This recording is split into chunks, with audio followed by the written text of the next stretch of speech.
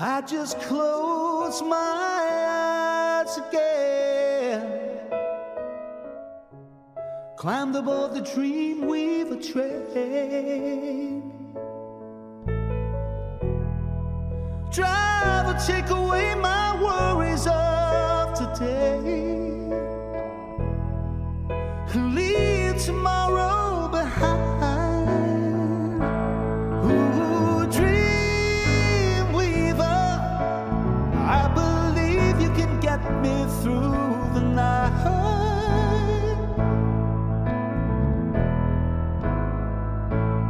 Ooh, Dreamweaver, I believe we can reach the morning light. Fly me high through the starry skies, maybe to an astral plane. Cross the highway of fantasy,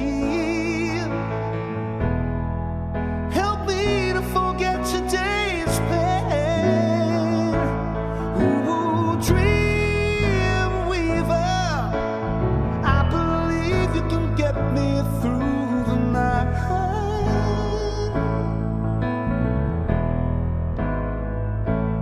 Ooh, Dreamweaver, I believe we can reach the morning light.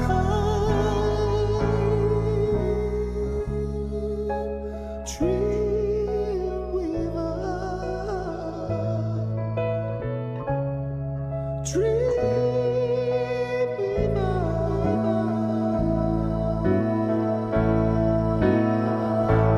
Ooh, Dreamweaver,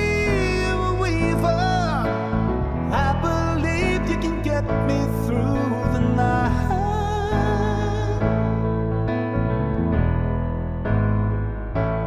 Ooh, Dreamweaver, I believe we can reach the morning light.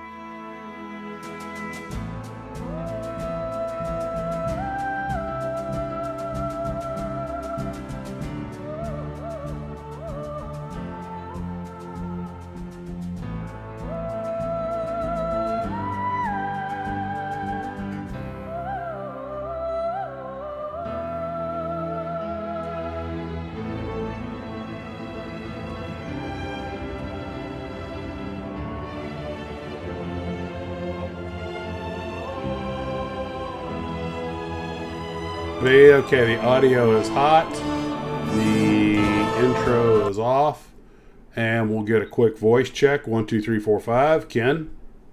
1, 2, 3, 4, and 7. Because public school math. Gotta be different. Just gotta be. All right, we'll give a few seconds to see if everybody can hear us. Checking in from the land of enchanted. As fragged hack? I don't get that one. Okay, so looks like we sound good. Okay. All right, we are operational and on the air. No picture. I have a videogram. Well, hello, Blue Troopers. What? I'm not seeing video. Well, it's going to take it. It's going to take it a second. I remember running a 15-second lag here. You should be seeing. Voice Ken has flunked math. What? I flunked math because I went 2, 3, 4, 7. And he's the smart one of the group. Well, hello, Glue Troopers. Max and Max's Models here with Captain Ken. And Steve is not with us tonight because he decided to have the extravagance and luxury of a social life. He has guests over. So, anywho, no worries. But he may join us later depending on how the evening goes. So, we're got a couple of things to talk about tonight.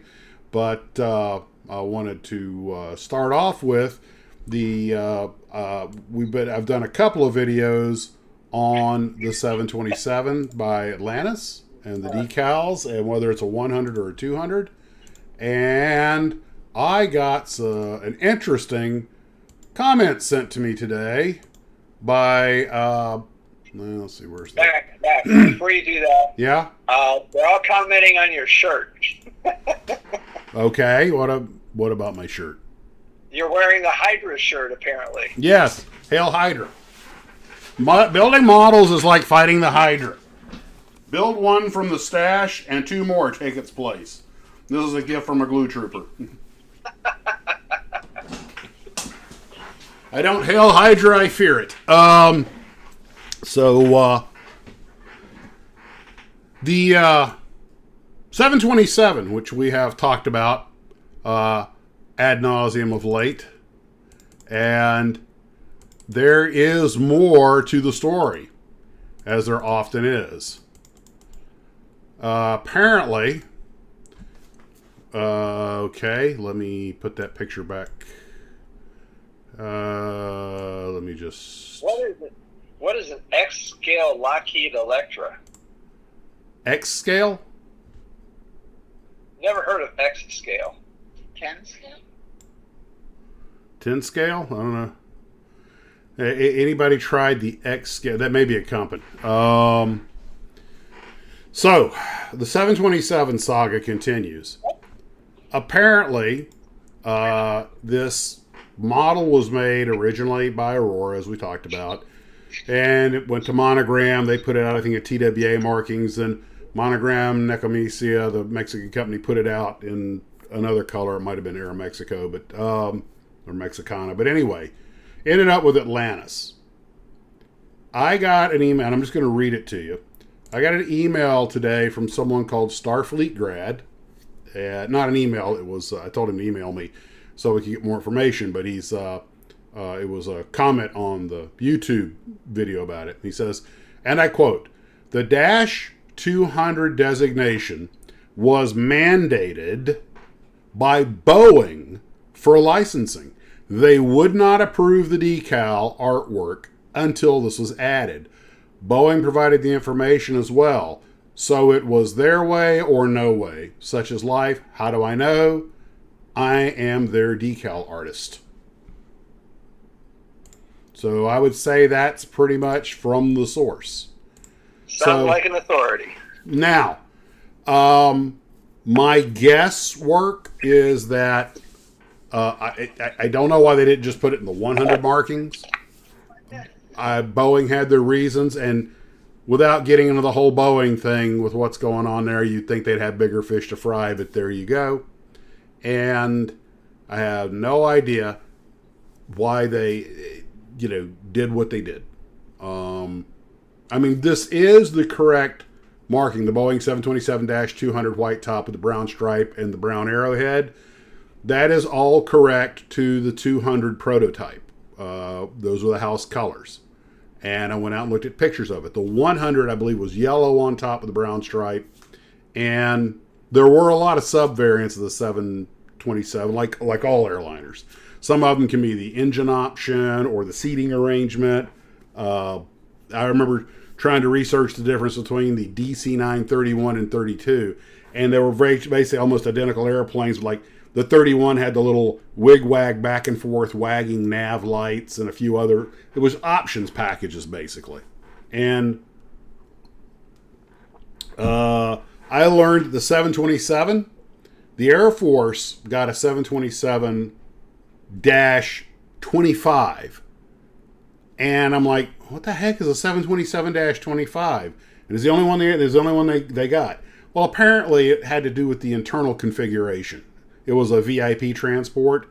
And then they got like 5 737-30s, which were essentially the same basic airplane with some changes. But they were all on the 727-100 airframe. But and I think they called them the C-22, the C-22A, the C-22B. So, but when you deal with a major series number, 100, 200, 300, which is basically the entire airframe, I think the sub-variants come with little things like, you remember they were talking about the difference between the MD-81 and 82 and 83, and one of them has the flat screwdriver tail cone, and it's just these little things that make a different sub-series number. But the series itself, it's the same basic airframe. And I think the molded kit is a 100 airframe. For some reason, Boeing wanted them to put the 200 on there. I don't know what made them choose that paint scheme, why they didn't go with the 100 paint scheme. But like you said, Boeing was calling the shots. That's what they wanted. So, okay, there's still a little more mystery in there, and I'm assuming that this is a 100 airframe, and everybody seems convinced it is. Using the decal sheet, doing a window count, it's a 100. Where the door is located on the other side shows it's a 100. I took a view from the top and compared it to the tri-view diagram of the 100 and the 200, and it's it was an Aurora kit. It wasn't exactly 100% accurate. So, but that's why they have that on there, and what can I tell you? That's the way it goes. As he said, welcome to dealing with Boeing. And I was like, wow, Boeing actually got that involved in what was going on here, because I guess they had nothing better to do that day. And it definitely strikes me as an odd thing to get hung up about, especially given that the airplane's been out of production for years. So it's not like, it has any effect on any new Boeing product at all. But, there you have it. And, my attitude, at the risk of sounding slightly jaded, is, if I was Boeing, I'd worry a little bit more about, making sure all the parts are on the airplane properly before I send it out to a customer. Just saying. What, too soon? But anyway. Why does it matter if all the parts are on the airplane? Okay, Ian says the Dash 25 identifies the customer designation of a 100 aircraft. That makes sense. I think they only built the one Dash 25, or at least the Air Force only got one. And that would also explain why there's a different door configuration on the right side. You have two options. And all the photos of Dash 100 series I could find showed the starboard side had the exit door and the service door just forward of the wing. And this instruction sheet shows that, you can also have it where a 200 has it up behind the cockpit. And if you do that, you get another one back towards the tail. But the decal sheet didn't quite line up right. It's like it was just a little too long. And which is not that you couldn't trim off. It's not a big deal. If I build another one of these in-house colors, which I don't foresee happening, but should it come to pass, I'm going to build the fuselage standalone, get it all marked up, get the decals on and everything before I put the engines on.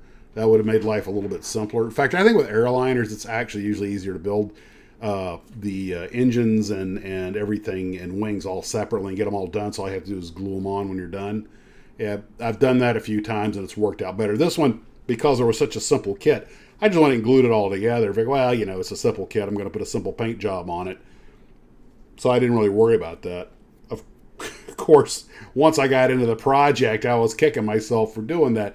Because the decision you make on Monday may not be, things don't always go as forecast, and it may not be so handy come, the next day. And Hey Max, Uh-huh. wasn't the 200 by far the more popular variant? oh yeah, absolutely. It was more cost effective because it's 20 feet longer and carried more people. Now the 100s had their advantages. They were lighter, and although I think they might have had a slightly lower rated engine on them, they all used, I believe, JT8Ds, and I think they might have been Dash 7s versus Dash 9s. I'm probably wrong on that. I didn't. I'm going way back. Which, by the way, the JT8 series, especially the D series, excellent engine series. I mean, it was turned into a turbofan. When you get up in the 208s and the 209s and the 218s, they're fan jets. The core engine is bulletproof and used on everything. So it's a good engine. The 727, I never got to fly. I've ridden in them. I've jump seated in them. Been up in the cockpit and for the whole flight and everything. And every pilot I know who's flown the 727 has spoken highly of it. They all loved it. It was fast with that clean wing without the engines on there. Of course, you had a the wing on that airplane is just amazing for the engineering of the day. Because remember, that's 50s technology. First 7.2, I think, flew in. Oh God, not 57. That's when they flew the 707. A couple of years later, I forget offhand, 59, 60. I mean, I think it was in service by 61, if I remember correctly, because the 200, I remember the 200 got into service in 62 or 63, just a couple of years later. And the first 726, because I did take the flight engineer's exam for the 727 and passed it. Just real quick. Back when they still had 3 guys in the cockpit, most airlines, except ones like ATA, American Transair, that had professional flight engineers, these guys were mechanics that got themselves a flight engineer slot. And that was a pretty coveted position. I was about as high as a mechanic could go. Because you were part of the flight crew, you got to travel around, be part of the airline crew. But a lot of airlines, the pilots started off as flight engineers, what they called plumbers, and they would that you could be sitting sideways anywhere from 6 months to 3 or 4 years, depending on the seniority went and what you were bidding. There are a couple of guys that got there and got senior real quick, decided they preferred seniority over the extra money, and stayed sitting sideways for a long time just because they got a cush schedule. So anyway, almost all the airlines, you had to start off as flight engineer. So even though I had an ATP, an airline transport pilot multi-engine, in my hip pocket, I still had to have the flight engineer written, and I think it expired every 6 months or every 2 years. The written results expired after a while. So you would have guys like me that would just go down and retake the thing. We'd all get the Glein book or watch the videos and just kind of memorize the test, learn all about leading edge Mach and all that other stuff, and the systems on the airplane. And now I took what was called the FEX, because back then you had flight engineer turboprop, flight engineer piston engine, and flight engineer jet. So the FAA finally, instead of had 3 different writtens, they combined it all into the FEX. And so I had to know some of the stuff that was relevant to turboprops, and because the Xantop was still flying the Electras, and there were a couple of guys still flying DC-6s and DC-7s around. So you took kind of a generic flight engineer. Okay, so anyway. Oh, by the way, Ian says the first flight of a 727 was February of 63. Oh, okay. All right, okay. Then, but the airplane was being designed years before that. So we're talking late 50s, early 60s technology, slide rules, drafting boards, the works. And the airplane is still highly respected for its aerodynamics. It's such a clean airframe. It's such a good airframe that at one point they were talking about capping the center engine, putting a pair of turbofans on the outside, and just making a twin jet out of it, putting a glass cockpit in it with a 2-man. But they were like, you know what? Let's just build the 7.5. But D. Howard had modifications for him. I think for a glass cockpit, which never happened, but they had the engineering for it. UPS did replace the engines, I believe, with Rolls-Royce Tays, and you could always tell those because you see the center engine it's a straight line on top. It's a very straight tube going into the tail in the S duct. But when UPS put the upgrade on the Tay engines, which I think was the Super 7.2 or something like that, and they put little winglets on them, they needed a bigger intake in the center, so it had a big curve, a big bulge on top because it was a larger intake for the fan. And I taught some guys who flew those for UPS because I did a UPS contract feeder haul for a while in a Navajo, and the guys are telling me that the airplane didn't perform any better as far as altitude or speed or anything. What it did that was so much better was it burned about 30% less fuel. So now the same airplane had much longer range, and of course, on the hauls they were doing, which were usually an hour, 2 hours long, they saved a whole bunch of fuel. And there was talk, UPS, I know, and FedEx were looking at putting a glass cockpit in them and getting rid of the flight engineer. And that's a big deal. Because remember, you have to have, depending on your schedule as an airline or an operator, you have to have between 5 and 7 crews for every airframe. Because guys go on vacation, they get sick, they have to have days off. So, and a lot of these operations, maybe not with UPS and FedEx, because they only, back then, mostly flew at night. But you still, flight engineer making $100,000 a year, and you've got 5 of them per airframe. That means if you could get rid of the flight engineers, you're saving $500,000 a year on the airplane in labor that you don't need. I mean, literally, the machine is, automating that job. And in the airplane, I fly the Airbus, the flight engineer position is automated. The computer does everything. It just tells us if something goes wrong. We pretty much just set a knob, and the magic, how you PFM, pure freaking magic. And so, I mean, there you go. But the 7.2 as an airframe, if you built brand new 727 airframes today and put modern engines and avionics on them, you'd have a perfectly viable airplane. And, Facts. Mm-hmm.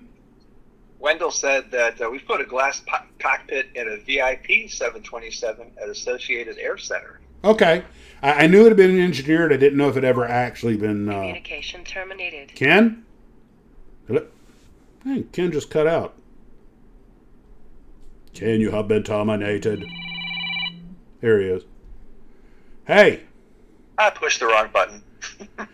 It's my job to hit the button. Remember, hit the button, Max. Yeah, don't push the big red button. Yeah. That's the first thing they teach in pilot school. Fingers off the wings fall off button. That's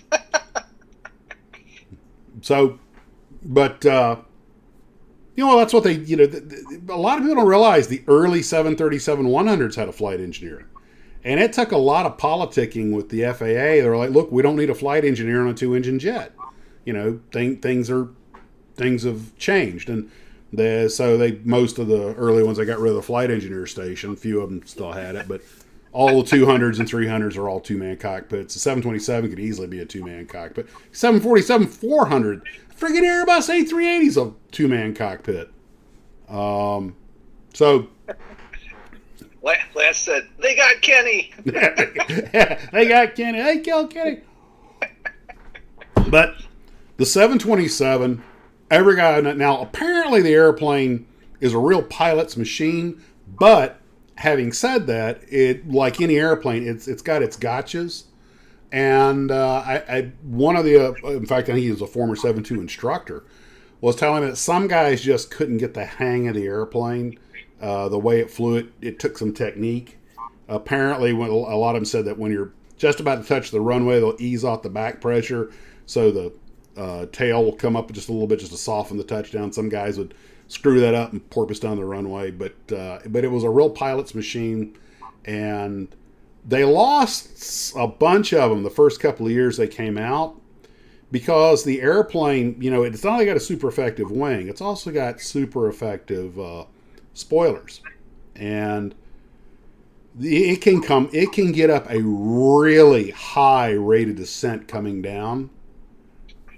Since it has the T-tail, you see a lot of airliners. If you ever ride an airliner, you see the boards coming. You look out the window and see the spoilers come up, or as we say, the boards come up, Yep.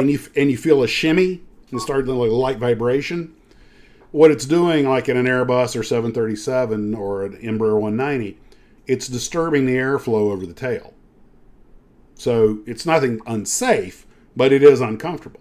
But a T-tail aircraft don't have that problem. The CRJ, the E-145, the 727, you can pull the boards out all the way. You don't even feel it, except as you feel your seat drop out from under you.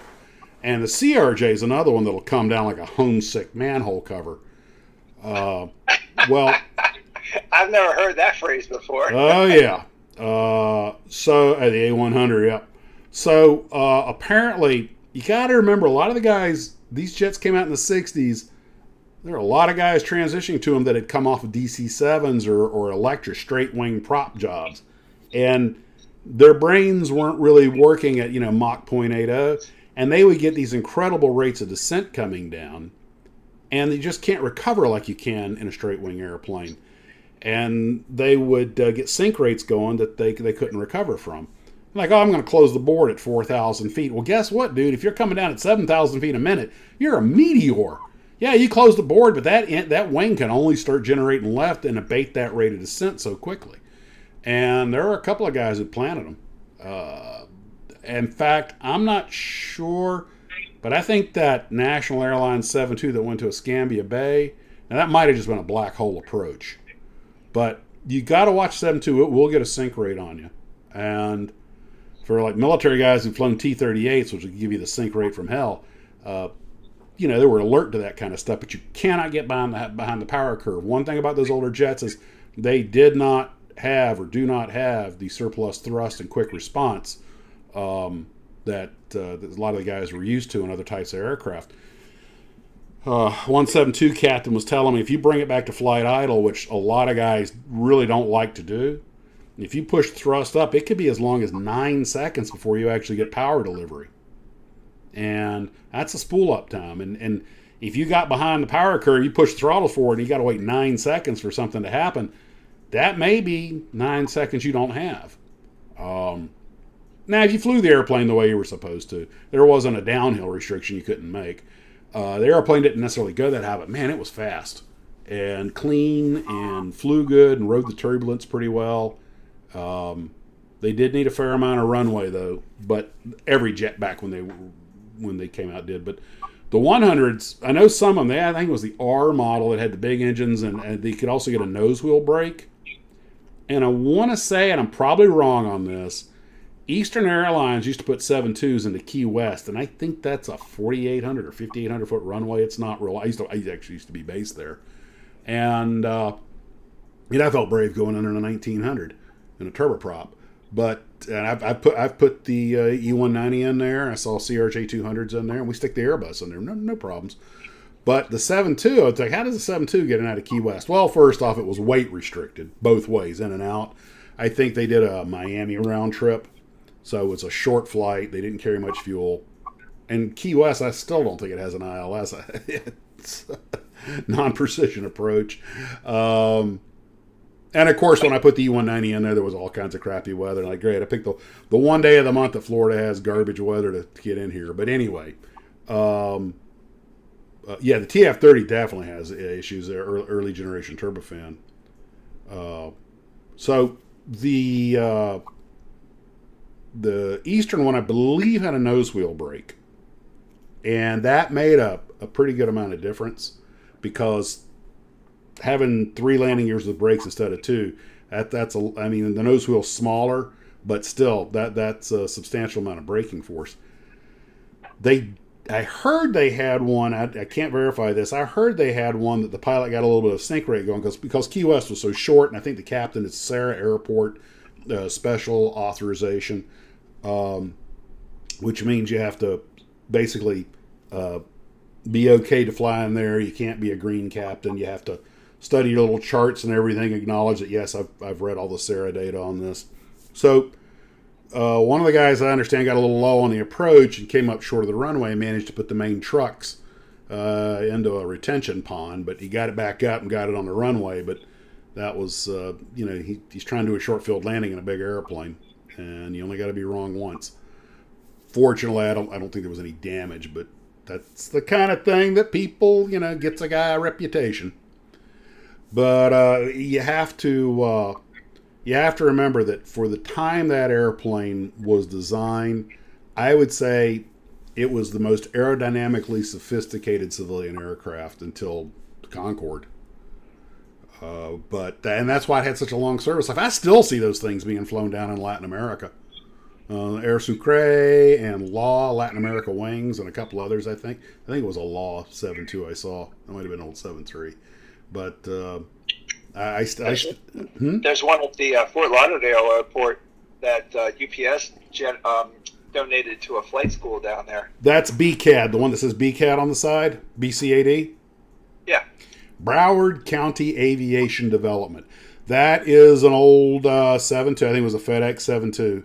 And yeah, that's Broward County runs a technical school, a VOTEC, to teach A&P mechanics, and that's one of the airplanes they train on. And they also use a lot of them as fire trainers. The Caravelle I'm working on, I saw out at Port Columbus, that was an old fire trainer. It had been retired by I think it was Aircraft Charters, which was doing a contract for Airborne Express. That's the one I'm building the model of, and that's a cool airplane. The Caravelle, a lot of people know the Caravelle was the very first airliner to have tail-mounted engines, and I think it's a significant airplane. You look at it, it has more wing on it and less sweep because it was an early generation airliner, and it's one of the only ones with a cruciform tail. It's not a T-tail, it's not a regular tail. It goes right through the middle. In fact, we'll be looking at that when we get on the next subject here. But Walter Grounsley wants to know what Airbus you fly. I fly the A320 and A321, depending on what route I'm on. And I also fly the Neo engine 321s, and they're the super fuel efficient ones, and they're very quiet. Man, you look at it, that's another reason the 7.2 was popular. Unless you were sitting in the back of the airplane, very quiet airplane with those engines way back there. Didn't they call it the Whisper Jet? Okay, yes, Eastern called them the Whisper Jet and put that on the number 2 engine in big letters. The very first time I saw one, I got close to one, it said that. I remember that. And inside, they are very quiet unless you're sitting back in the last couple of rows. But I will tell you right now, if you're outside that airplane, it sounds like a freight train going over your head. Uh-huh. I actually asked my dad after I saw that black smoke chug off across the horizon. I was like, why do they call that a Whisper Jet? And he just went, it's quiet on the inside. They must have had some serious insulation in that. Oh, yeah. Yes, they absolutely did. And but I remember going out of Chicago Midway on one. And Midway's a little bit of a tight squeeze for a 7.2. And those guys operated them in and out of there every single day. And I'm sitting in, it was a 200, and I don't know, I'm probably in row 10, so I'm well ahead of the wing. And I'm looking out the window, and, you don't really hear the engines that far up. You sort of know, the thing starts moving. It's like a train. Starts off kind of slow, picks up speed, and and faster. And then you feel the thing gently rotate. And just about the time the wheels leave the ground, you look, and there goes the end of the runway. And we weren't even that heavy. Plane Nut wants to know: do you fly the Leap or the PW geared fan version of the Neo? I fly the Classic, but I also fly the Neo. We have a mixed fleet. Unfortunately, if he's asking that question, he probably already knows. Both of these engines are having a series of teething problems once they got in the field. Turns out they may not exactly been ready for prime time. And the Neo has unfortunately turned out they had some manufacturing issues, which they are getting on top of, but it will be quite a while before it's rectified. So the engines have a fairly short life. And yes, we have airframes that are not flying because of it. And it's a very, very, very big deal in the industry, which they're trying to play down.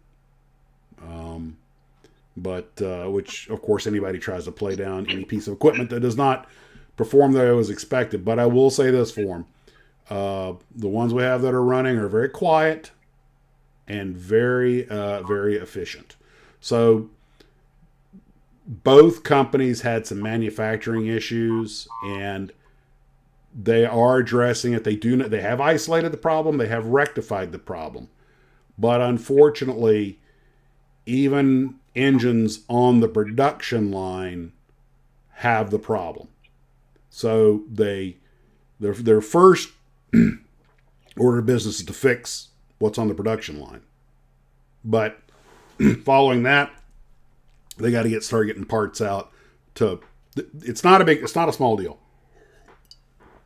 The engines that are going to need repairs are probably going to have to go back to the factories for complete teardowns, because you're dealing with stuff that's down in the guts. And I had it explained to me, and as much as I know about jet engines, after a while, I was like, never mind. I get the point. It's not a small thing. And before anybody asks, it's already been brought up. Well, why don't you guys just re-engine them with classic engines? You can't. These airplanes are made at the factory specifically for these engines. They have a lot of different systems in them.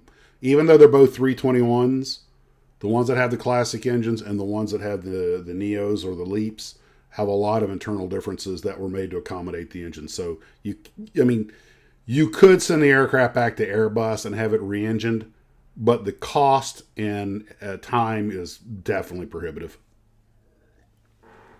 But I will say this, guys know my rule: never fly the A model of anything, and it's not hitting us as hard as hitting some of the other airlines that have a whole bunch more of them than we do. Most of our fleet has classic engines. And I never, Ken, you know me. You've known me a long time. I never thought I would say the following words: man, I'm glad we're flying Airbus instead of Boeing. You're right. I never thought I'd hear you say that one. I was a hardcore Boeing fan for the longest time, and still am, where their classic aircraft are considered up through the 300, 400. But the decisions they've made in the past 10 years boggle the imagination. And I understand why they did it. I do. And, I think a couple of people have actually gone to jail over this. Yep. There's a few being prosecuted for it. Yep. They're just making some dumb decisions. As Trevor Howard said in the Battle of Britain, when the operations room got hit by a bomb and, the roof came down on all of the girls that were running the plotting board, he goes, that should damn well never have happened. By the way, side note, I found a documentary that was made around 1971 or 2 with a lot about the making of the Battle of Britain that was outstanding. They interview a lot of people, and I wish I'd found that when I Are we tangenting again? Yeah, when I'd done my Battle of Britain thing. So anyway, Boeing was the reason that they had to put the decals the way they did. The fuselage almost looks, I tried to compare, it was really hard to get an accurate comparison. The front of the fuselage almost looks longer than a 100 and shorter than a 200. It's almost like Aurora got the measurement off a little bit. But it may be exactly right. I mean, I haven't gone that in the weeds to compare engineering diagrams.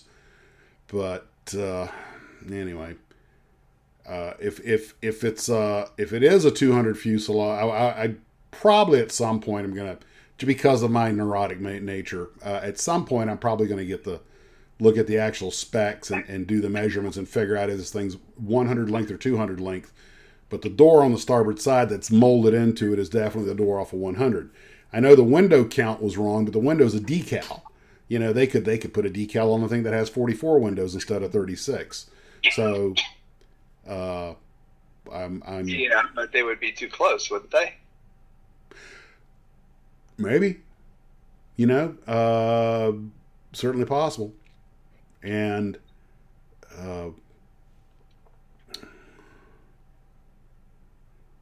The planes go boing, boing, boing, boing down the runway. Jerry Lewis made a movie called Boeing. Was it Boeing, Boeing, Boeing, or something like that?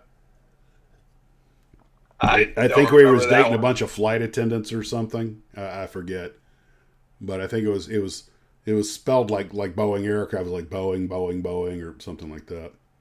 Yeah, the McDonnell guys are absolutely responsible for all of this. They stuck it to Douglas, and now they stuck it to Boeing, and they did at first. They did do what they promised the Boeing investors they would do. They got the stock price up. They did that by getting a lot of things, like getting rid of quality control investors and or quality control inspectors and things like that. And it's whole thing. Oh yeah, Boeing never should have bought McDonnell No, Douglas. they should not have. Boeing was an engineering company run by engineers, and it was just Boeing. Okay, and but anywho, so the kit itself, of course, being an Aurora kit, is very simple. If you're a hardcore modeler, yeah, that movie would definitely be canceled today. The Aurora kit is wrong in the nose. Well, okay. Aurora was famous for that kind of stuff. But remember Aurora's motto: it doesn't have to be the best; it's just got to be the first to market. But the one thing I would do with this kit, if you really want to make a nice model out of it, which you can do, it's going to take a lot of work because it's got the Aurora fit and everything. That's one reason I didn't go down in the weeds with it. But you could cut out where the wheel wells are at and install wheel wells. Maybe somebody make a resin aftermarket wheel well kit if you want to put a wheel down. Because all you have in the bottom of the wing is some holes to stick the landing gears into and the doors, which is fine. I mean, remember, this is a 1962, I think, Aurora kit. It was not, first to market. and they were inexpensive. And it's a big model. I mean, it's physically big. So you get a lot for your money. I have two other Atlantis repops. I have the 707 or the 720 and the Convair 880. And I think with those, I actually might go ahead and do what I was talking about. Do the fuselages and everything as a standalone unit. Maybe put a little more time and effort to them. The 727 was supposed to be just a quick build, just a relaxing, throw it together, and then, advanced modeler syndrome started setting in. I'm like, I can make that better. Wait, why didn't I like, and the next thing you know, you're fighting with it and arguing with yourself, but because the model doesn't care. Oh yeah, one other thing, and this one, it really mystifies me. The slot for a stand, and that's a repop of an Aurora stand, is so far, it's forward of the wing. There's so much model behind it. There is no way that stand, not only can the stand not model so tail heavy that even with the little locking ring and everything, it slides down. I had to glue that in place. But even then, it actually topples over on the stand. I mean, the stand, the tail is so heavy it topples over on the stand. So I just put a piece of silver tape over that and cut a new one. And I actually cut it a little bit too far aft. When I tried to do the pencil center of gravity test, that's where it marked at. But when I put it on the stand, now it was nose heavy. So that's why I angled it up at a steep angle like that to help battle, because it could balance that way. And then I filled that thing with resin and put resin all around the stand base and gave it 24 hours to harden. Now it's fine. One nice thing about having it up at a steep angle like that is it has a slightly smaller footprint. So it also looks cool. It does. I like the way it looks. But what I couldn't do, I couldn't put it on a top shelf because the top shelf, you're looking up at the belly of it, so I put it on a lower shelf. That's how I broke the antenna on the Stuka, reaching over it and ping! And because, battle damage. Hey, Hauptmann, somebody shot your antenna off. Thank God that was the one Stuka I didn't rig the antenna on, so,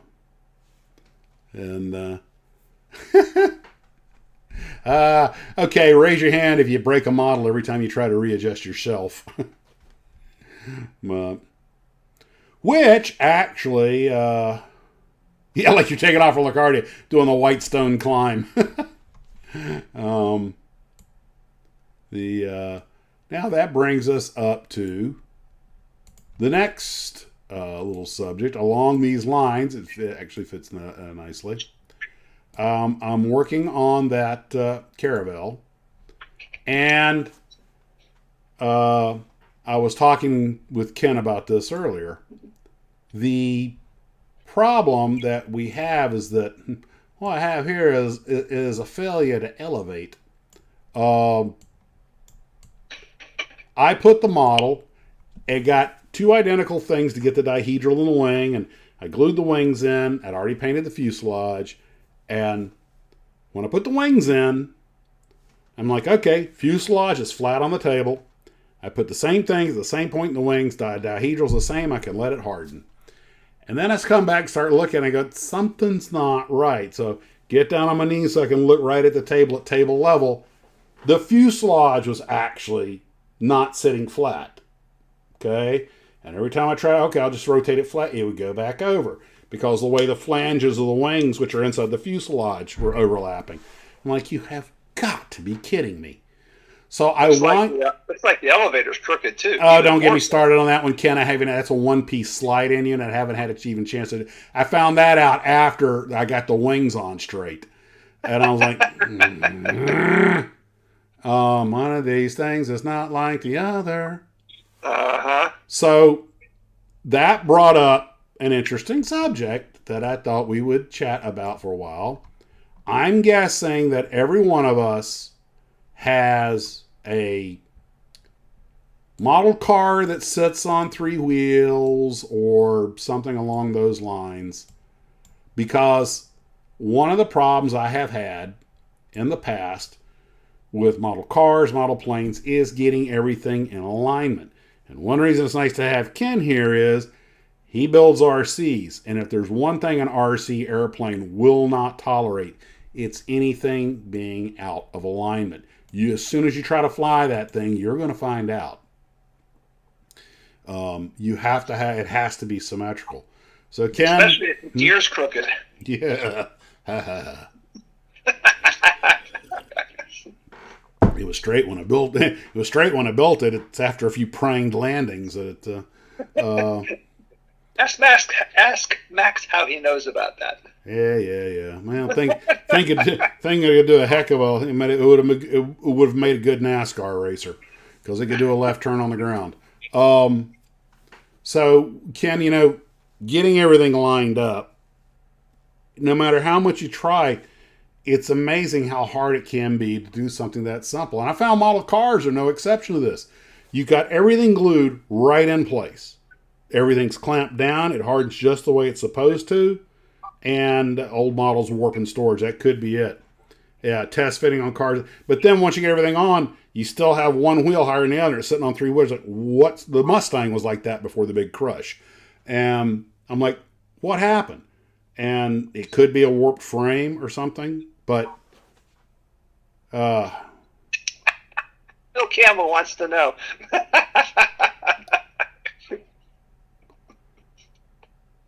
Wants to know what? Wants to know about the wheels not being straight on a model airplane. Yeah, I don't know. Put it on a flat shelf and... Oh, great. No. When it goes down the runway. Oh, because it veers off onto the grass. You got your rudder and everything buried the other direction, but it just keeps on trucking in a circle. Just a nice... the real hint, Ken, was when you see me go down to the end of the runway and park the thing at an angle, hoping it would get airborne before it finished its U-turn down the runway. I've done that once or twice. Now, usually it doesn't turn out well. Well, I had done what they had recommended, and that was as soon as I got the model, I drilled 2 holes straight down the fuselage and put a pair of carbon fiber rods nose to tail from the very front of the nose all the way to the tail, just before the tail. Because that was an ME-262 by Freewing, big 54-inch wingspan or whatever. Yeah, about that. And they said do that because that ME-262 has the exact same problem the original ME-262 had, and that is the nose gears kept tearing off of them. And the reason this would happen was the nose that the nose gear was bolted into is just a big chunk of styrofoam. Now, when I put those 2 rods in there, they had the carbon fiber to help, to give them some support. But I had made enough affirmative landings that I think actually it was one of the main gears that had actually bent just a little bit, which is surprising because those things are pretty stout, but that model is pretty heavy. But apparently I didn't have the nose wheel aligned just right. So as it would go down the runway, I'd put rudder the opposite way, which turned the nose wheel. And at first that was fine. That was all it took, but I think it was getting worse and I didn't catch it. And that incident where we lost it down at Fort Lauderdale, which is out on YouTube somewhere, it caught the edge of the grass as I lifted off. That thing had to get going fast to fly. It needed a lot of runway. Yeah. It cratered on its maiden, not with me flying. We had a guy who's supposed to know what he's doing, because I told him, you got to hold it down, don't pick it green. But the nose will lift up right away. You got to hold the stick forward and keep that nose down until she's ready to fly, because the nose will come up way before she's ready to fly. She'll stall on takeoff. That's exactly what happened. And when it went up on him, he jammed the nose forward, but he couldn't get the nose down. So I think the CG might have been a little bit off. It's possible the batteries might have slipped back a little bit, but he was at such low airspeed that he just. Oh yeah. Also, the engines are underneath, and this is something we talk about flying airliners. It's actually part of our training. Don't forget, unlike this Caravelle, which has basically centerline thrust, you have the engines on ME-262 or an Airbus or 73 are hanging under the airplane. You cob the power to it, it picks the nose up. It's sort of a pendulum effect. You don't have as much trouble with that on a plane like the Caravelle. It's pretty much those engines are on centerline. So you shove the throttle forward, it just goes straight. And that's one of the nice things about tail-mounted engines.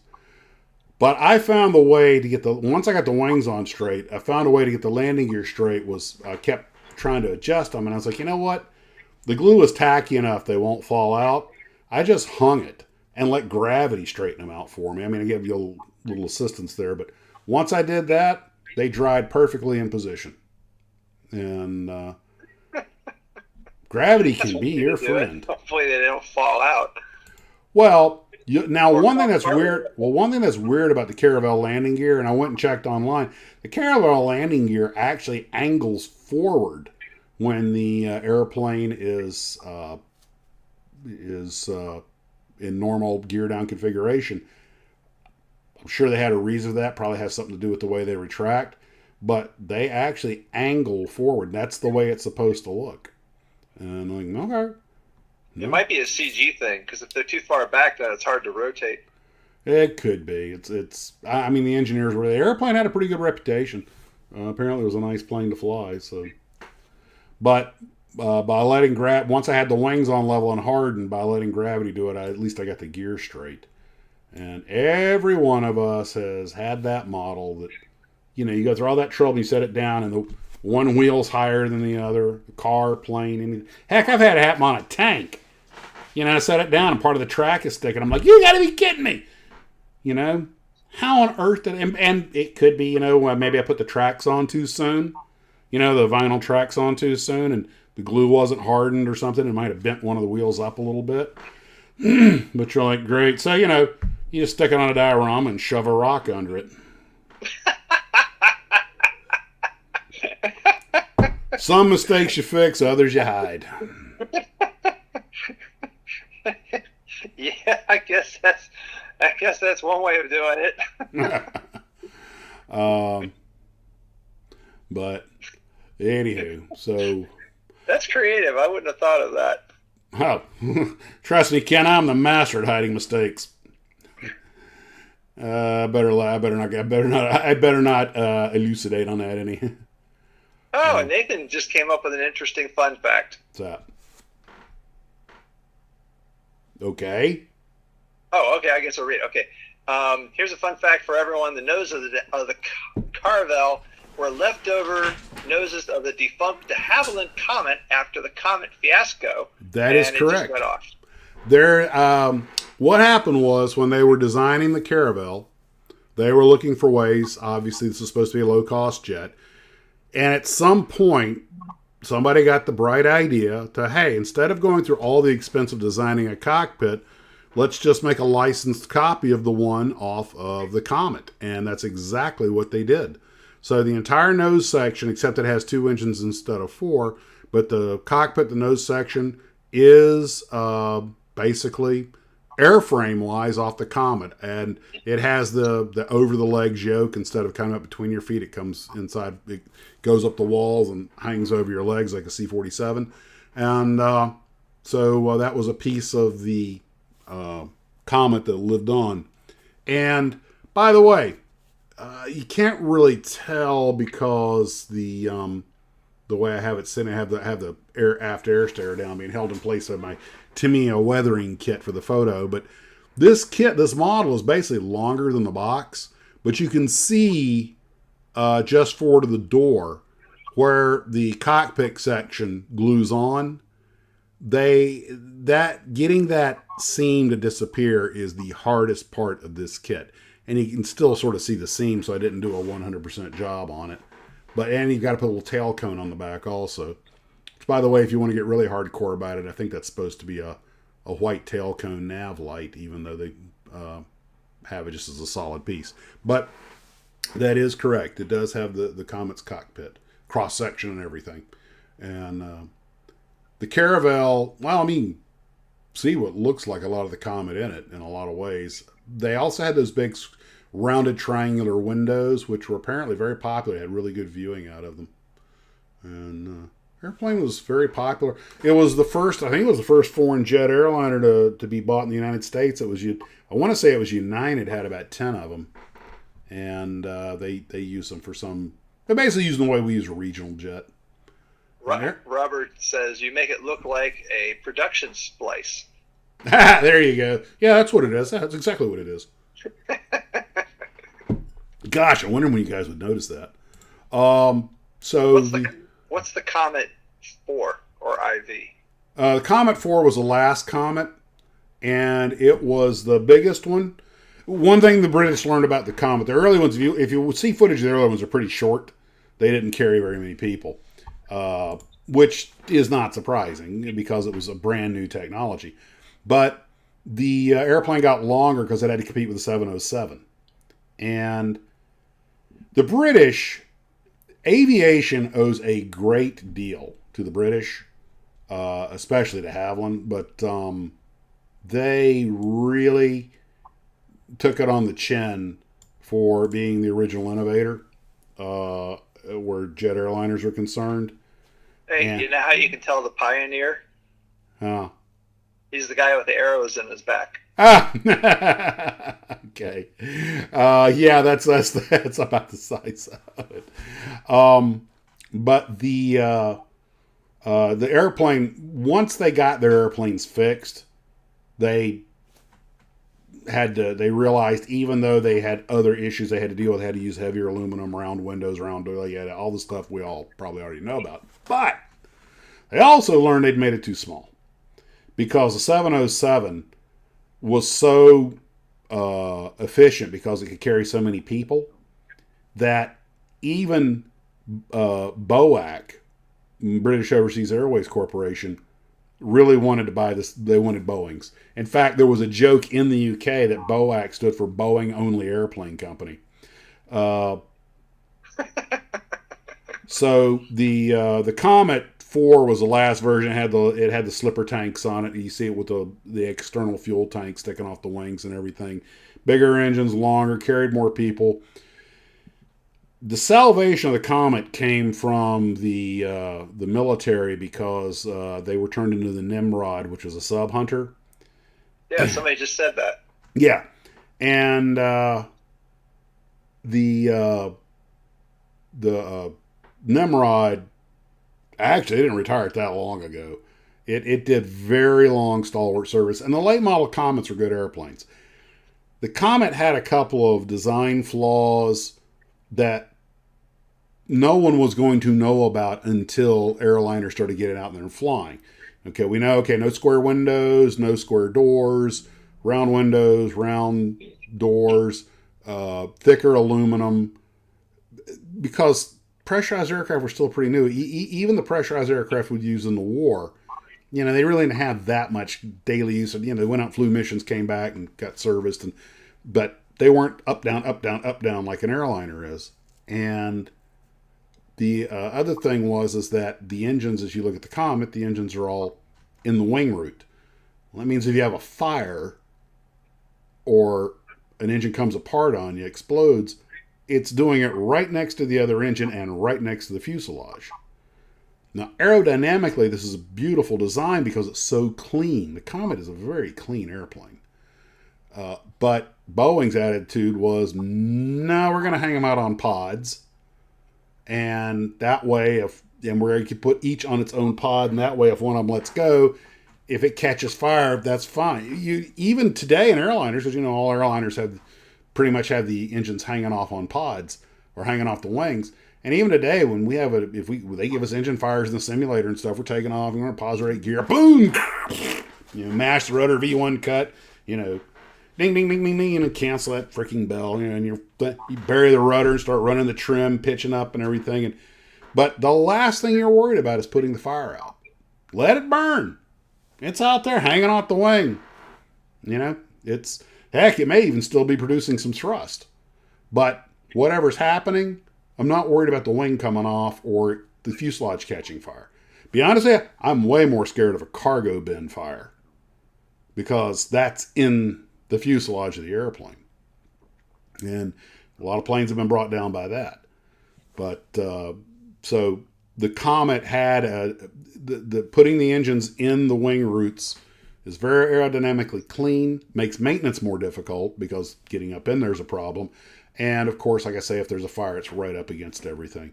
So Boeing and and Douglas got that aspect right. But you got to remember, they built jet powered aircraft before.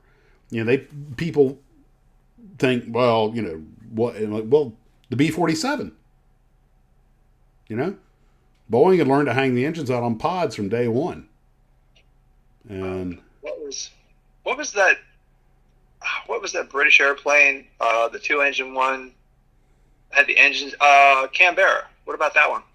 Same thing. Very clean design, and it's a military airplane, so the rules kind of don't really apply there. But by putting those engines in the wings, they had a very, very clean design, and that left the entire fuselage open for ordnance or camera pods. It made a lot of problems go away. But that was a military aircraft that had specific missions. And we'll give you an example. The F-111 kind of ended up doing the same job. The F-111 has the engines inside the fuselage, but you've got those big intakes up front, but that means you've got to get your pave pod or your weapons or whatever tucked in between where you can find room in the fuselage to do it, which means a longer airplane, so on and so forth. Everything, remember, everything, you know this from boats. Everything in a boat, everything in a car, everything in a train, and everything in an airplane is a compromise. It's a trade-off. And, and it's the same in a kit model. You want a cheap one, you get a Rory. You want a good one, you buy a Tamiya. Dollars versus detail. Ooh, that could be a T-shirt. But the Canberra, I was always kind of shocked that the entire American aviation industry, which, they couldn't make a decent deep interdiction airplane, so they bought the Canberra. I'm kind of like, you guys really couldn't design something on your own? But that's another airplane that the Brits struck gold with. And every country that's in the aviation business has had its moments of glory where they, like, everybody wants to have what they're flying, and we've all put out our duds as well. The Canadians made the Arrow, which had so much potential. The Brits, the Canberra, the Comet, which unfortunately literally blew up in their face. The Spitfire, the Lancaster. The Americans, the B-17, the Mustang. The Germans, well, all the stuff. The Germans, we're all familiar with that. But when you tell a company, when you lay out a you want to see somebody who's got an interesting way about going doing things. Watch some of Illis or Rex's hangars or the Hut or so this on some of these Russian development programs, and you're like, man, I'm glad I'm designing planes in this country. But the Russians have come up with some stuff that's just, in peacetime, that was end of the war Germany scary. But good Lord. From 1940 to 1965 was just a golden era of jet development, just like 29 to 45 was a golden era in prop development. And, people were not, back then people were not afraid to fail. But it didn't cost the national GDP of a small country to develop an airplane back then. today it's, I mean, helicopters cost more than jet bombers used to. So anyway, but well, at least we got Elon Musk that's going against that grain. ooh, man, Ken, they're listening. They're going to get you for that one. I would say the black helicopters will be over your house tonight, but tonight it'll probably just be a freaking drone. Yeah, the Achronoplons. There's one. Michael Davis says modelers will always test positive for glue. He brings up the Achronoplon. The first time I saw a model of an Achronoplon, I looked at it, I was kind of like, just how much vodka were these guys drinking? But when you looked at it, when I first saw one of those things, I said, "Is that for real?" I mean, look at all these engines they got on this thing. I'm telling you right now, you could park the CF-105 Aero, an Achronoplon, and pretty much anything made by Bloom & Voss on the set of Star Wars, and it would look like it belonged there. Yeah, they were very innovative. Innovative is a good word for it. Design. Let's call it innovative. But bringing this up though, there's a flip side to that equation though, and we've been talking about that recently in the last couple of videos about these interwar bombers, the crap that came out from Bloch and from Farman and the Amiens 140 and all of these ungodly hideous airplanes. Fokker made that G-38, which the Japanese made about a half dozen of under license as the Key 20. But you look at these things and you're like, clearly, I mean, the Blackburn, dear God, people. I mean, clearly aesthetics never entered into it, which is surprising out of the French because they're known for style. How about that Australian crop duster airplane that looks totally weird? Yeah, you saw one in Mad Max, a little Agra truck, but Avatech, I think was the name of that. But that airplane, you knew you could take one glimpse, you knew it was a crop duster, and it was all it made sense because of its mission. And ugly. Oh, absolutely. I hope somebody builds one on the ugly airplane or car build.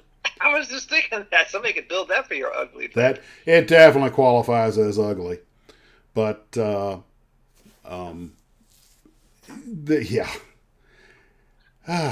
when aircraft I'm sorry, I think the Amiens 140. That's like the bellwether of ugly. If you can get uglier than that airplane, even the Voltour, which is ugly as it was, at least it had a retractable landing gear. Well, back then, everybody thought you had to stand up to man a machine gun, so they had these tall glazed fronts on them and everything.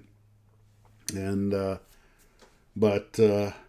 yeah, that thing was, those things are just, they are an eyesore and a half.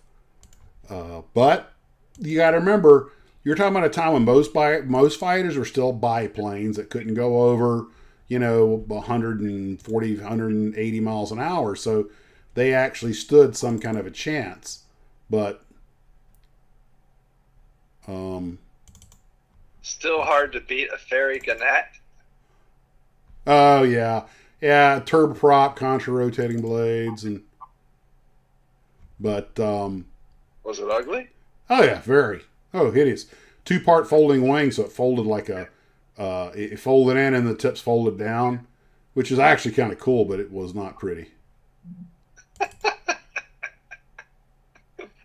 Oh, Starship was way ahead of its time. Yeah. Oh, yeah. Oh, there's still 2 flying out of Dallas. Cool. Yeah, they can't make them give them up, and they've been pressuring them to, but the owners are like, no, it's my airplane, I'm keeping it, and they can't force them to give it up, although they've laid about every carrot in front of them they could have to try and get them to voluntarily hand them over, but so far, no joy. And I think it's a beautiful aircraft. Oh, it is. And if it hadn't been for FAA interference in the design, it probably would have been successful. But they were also competing with their own product. Remember, it's a business. And they've got the King Airs, which were selling very well.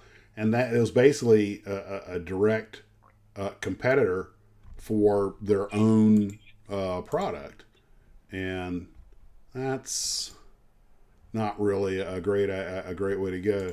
But let's take a look at a couple of other beauty queens that this is one of my personal favorites. The Breguet 270, which again, it just astonishes me that the French of all people. I mean, because they were just so, they're so known for style. But you can take one look at these airplanes, and one thing you can tell about them is they were made with a specific function in mind, which everything about their design is to feed the function.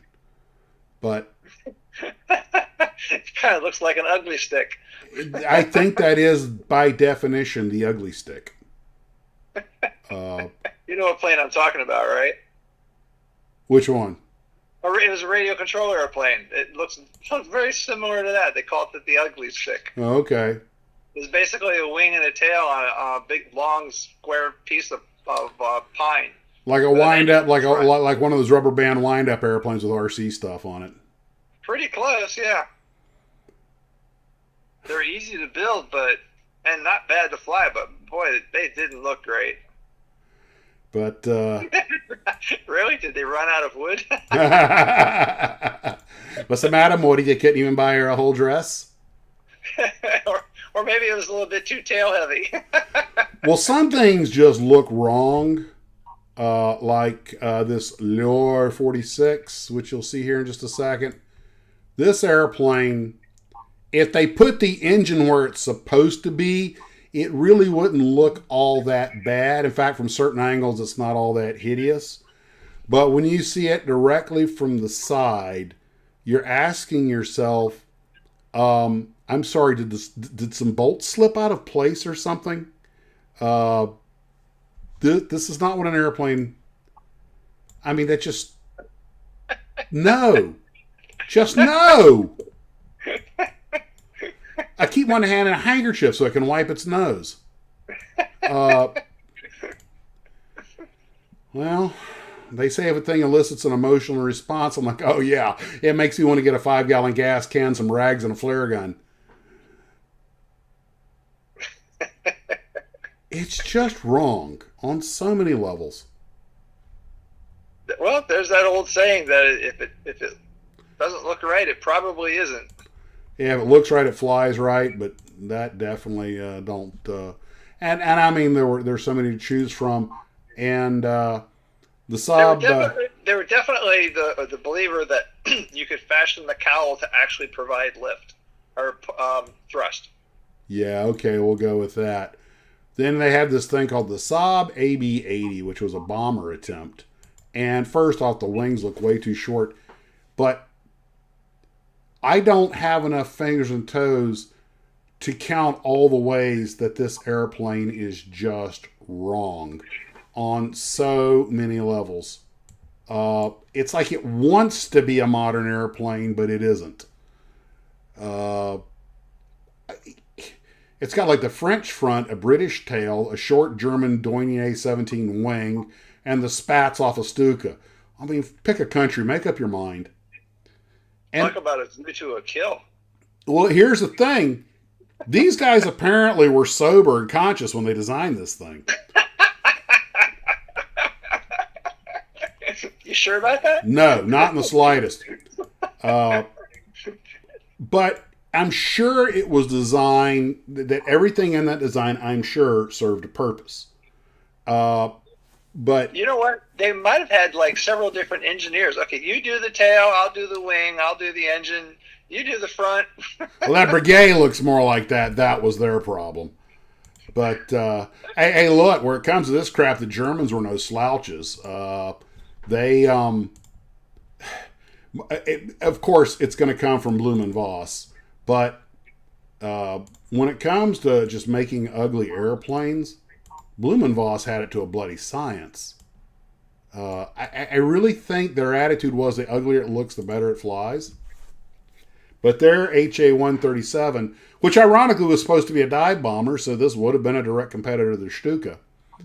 And, you know, in a way, I have very mixed feelings about this one because part of me goes, in a way, it's kind of steampunk cool. And in another way, it offends my brain to look at it. But it's like, what's the matter? You couldn't afford a landing gear strut? It looks maybe a little bit like the precursor to a Corsair. Everybody at Chance Vaught who's alive is hunting you down right now, and those that are dead are rolling in their graves that you would dare say that. Well, you gotta admit, it does look a little bit like one. Well, I'm thinking more Stuka-esque, but seriously, Ken, you know, you keep saying that, the Navy's going to show up at your door. It's all right. I already got the FBI. They can fight it out. But I mean, I understand that some airplanes, their design is a product of their need and the technology that's available. I get all that. But then you get ones like the Rohrbach Roland, which it's not that it's a particularly hideous airplane. I mean, there's an obvious logic behind it, very, you know, sort of Ford Trimotor-esque. But it just looks so dumpy. And I imagine that pilot has got to be blind as a bat in that airplane. But, you know, anyway, it worked. You know, it looks like it's got the wheels off a shopping cart on it. But,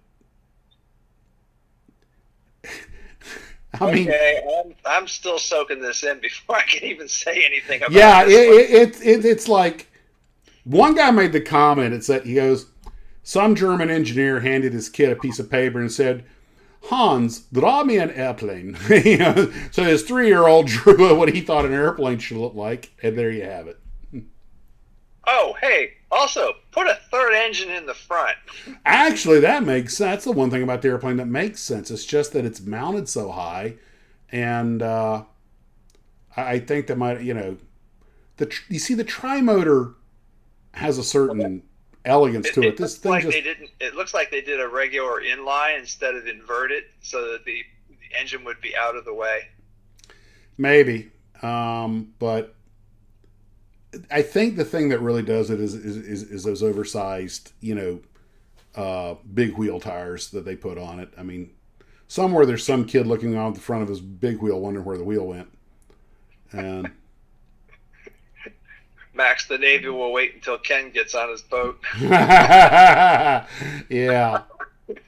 But anywho. So how about the flying barrel? That was ugly. Yeah, I ran out of runtime on the music. I was like, good God, there's no shortage of ugly aircraft, and half the planes in World War II would qualify, but you know, that was understandable. It was 1916. This design disease is still alive. Tesla pickup truck. Yeah, I don't understand that at all. That makes I really don't get that. Now they're shifting gears to a slightly similar related subject. We're talking about building models and all the problems getting everything to line up. Alignment's a big issue, and I still have trouble with it. But I saw this today, and I didn't really notice it. I've been working on this 1/72nd scale A37 Dragonfly, which I'm putting in test markings. That's why it's white. And I finally got the seam all cleaned up on the nose. And then, of course, we're zoomed in so tight. But then I see, holy crap, the nose is out of, this is an Academy kit. The nose is out of alignment. And the airplane's put together right. I mean, everything else fit. It's just the mold isn't 100% right. And like, it's just irritating me this far along, and now you're back to grinding and sanding again. And we've all had it because the model's small, so when you, of course I've got it blown up close range here, But in reality, when you look at it, it's so small, it looks more like that. But we've all had that situation where it's going to be a harder problem to fix this than you think, because you always wind up making it worse when you try to fix some little thing on it. But it's right there on the nose where you can see it. It's got to be fixed. Had the same problem with the Hobbycraft Caribou. The sides has one together and had this big open seam right at the big round nose of the airplane. You can't leave it like that. You got to sand and grind and sand and grind and sand and grind. Canopies and the nose of the airplane, the first thing people notice. I had an airplane, I don't even know what it was now. It's many years ago. The alignment pins didn't align up. But when you put the fuselage halves together, they were in the wrong place. I just cut them off. Yeah, I've had to do that. I had that problem with the Disney Moon rocket. They just didn't line up. Lance, you're right. In fact, my understanding is there's that the stainless steel dumpsters across the country have been disappearing.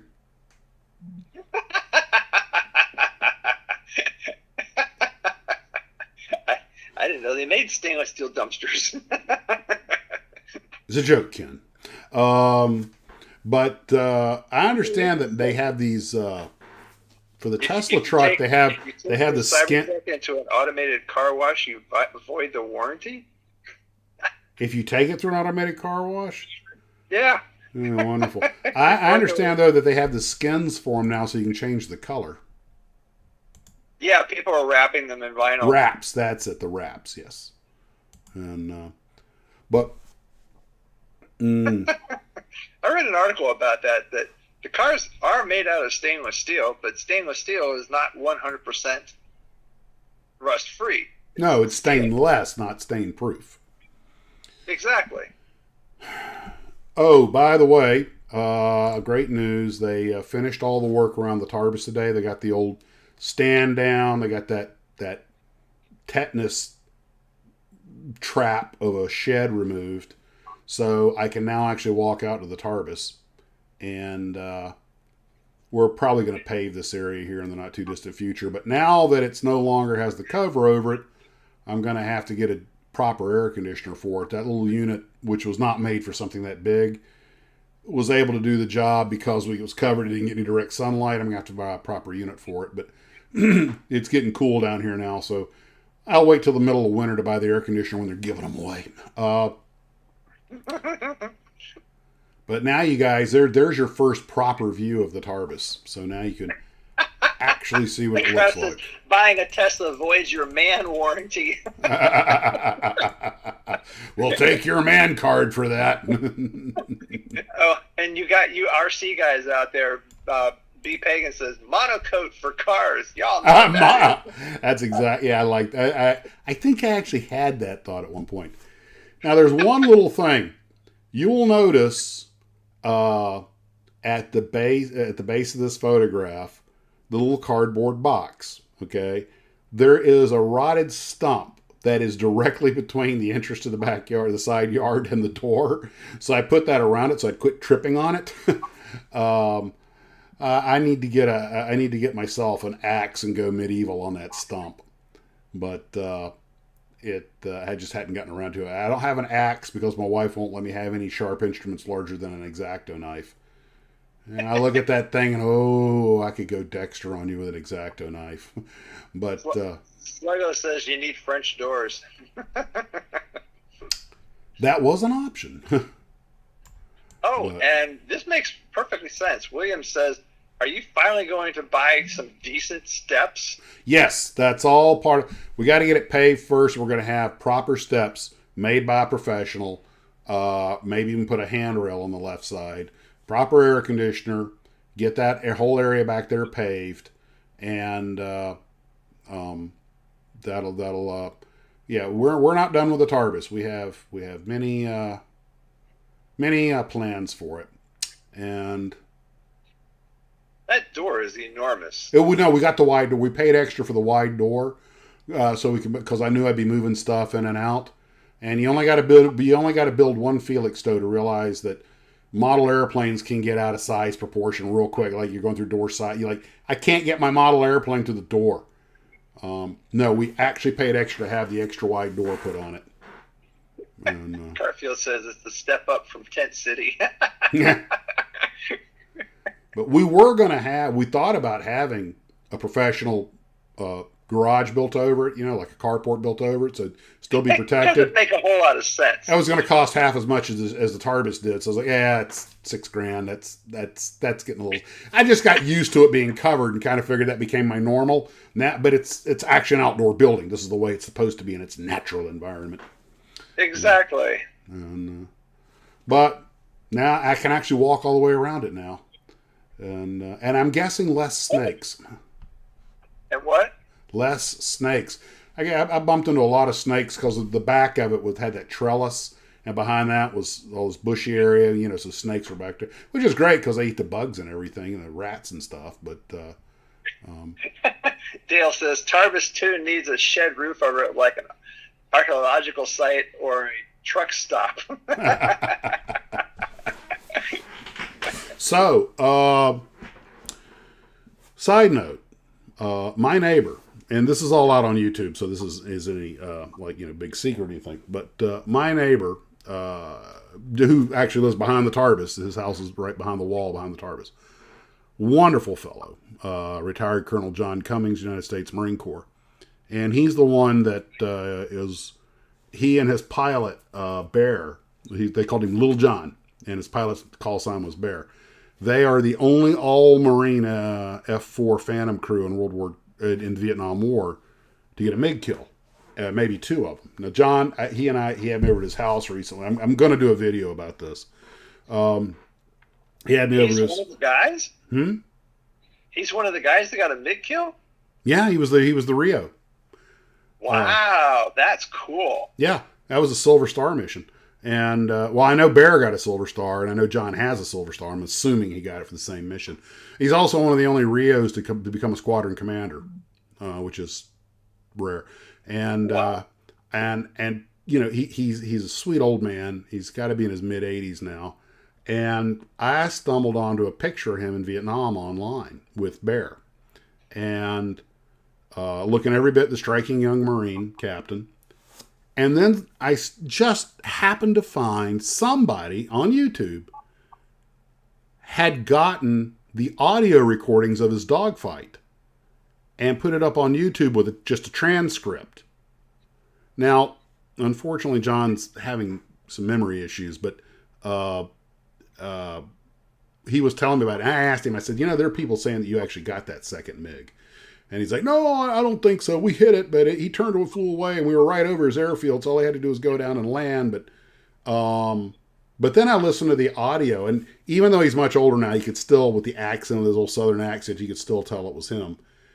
And Bill, wait a minute. Bill says, not being an American, what is a Rio?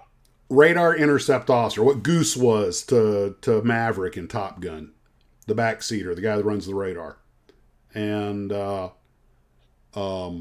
he was flying with the 333rd VFMA 333, which was a Shamrocks. Well, I found I had that 148 scale F4J that was given to me by a glue trooper, and it has Navy and Marine markings, but I found some Shamrock. I found pictures of that airplane and even some artwork of his dogfight online, and he has some pictures that he showed me. I took pictures of the sketches that were done for him. In fact, they're up in his living room.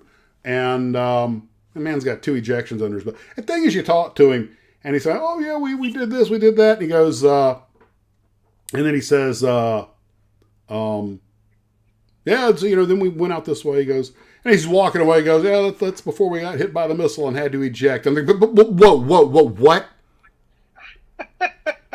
And I've told you guys this story before. I'll get into it in detail, but they lost 2 Phantoms on that mission to fuel exhaustion.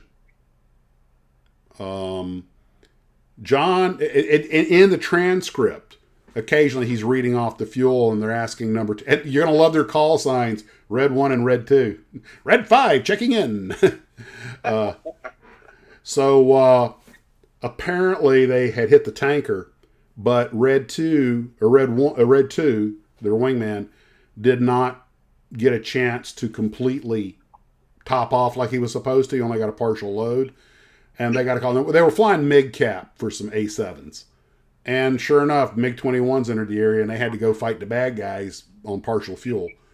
And they wound up, and he goes, we never got any kills. He goes, the Marines never got any kills because they normally did ground attack missions, and there really weren't that many MiGs to go fight. You know, they were usually chasing B-52s with the Air Force escort going after them.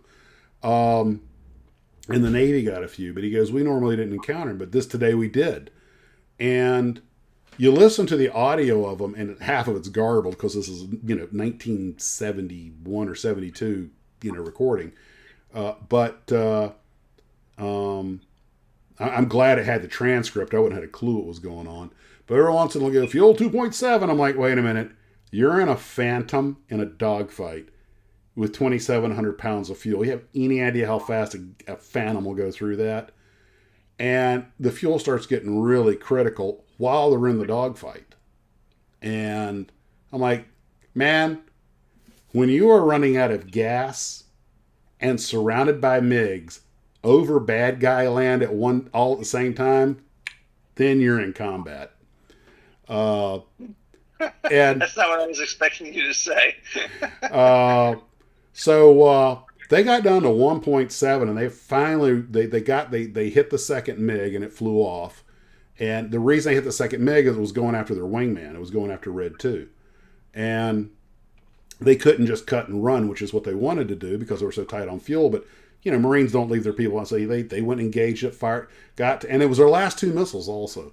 They got the kills with the last. They shot all their other complement of missiles. Either the MiG had outturned one of them and probably saw it coming, and some of them, just issues. But the last 2 tracked. And he said the one that they did hit, the first one they got, I mean, it apparently blew that thing into pieces. I don't normally think of the warhead on any air-to-air missile being that big, but apparently you hit it in the right place, it'll do it. Yeah, and but the second one hit it, but the plane flew off, so he thinks it landed. Some people tried to confirm the kill; it was never confirmed. They did get the first confirmed kill, but anyway, they're on their way out. They're finally trying to make their way. This is all over Haiphong, by the way, near Haiphong Harbor. So they're right in the middle of downtown bad guy land. And they managed to almost get out of there, and they flew right into a flak trap, a missile trap. And there were just missiles coming from everywhere. And you hear John go, crap, damn, we got hit, we're hit. And he looks over there and goes, we got holes in the wing. And then what little fuel they had left starts draining out. And their wingman was just light on gas, and I think he might have been had some damage also.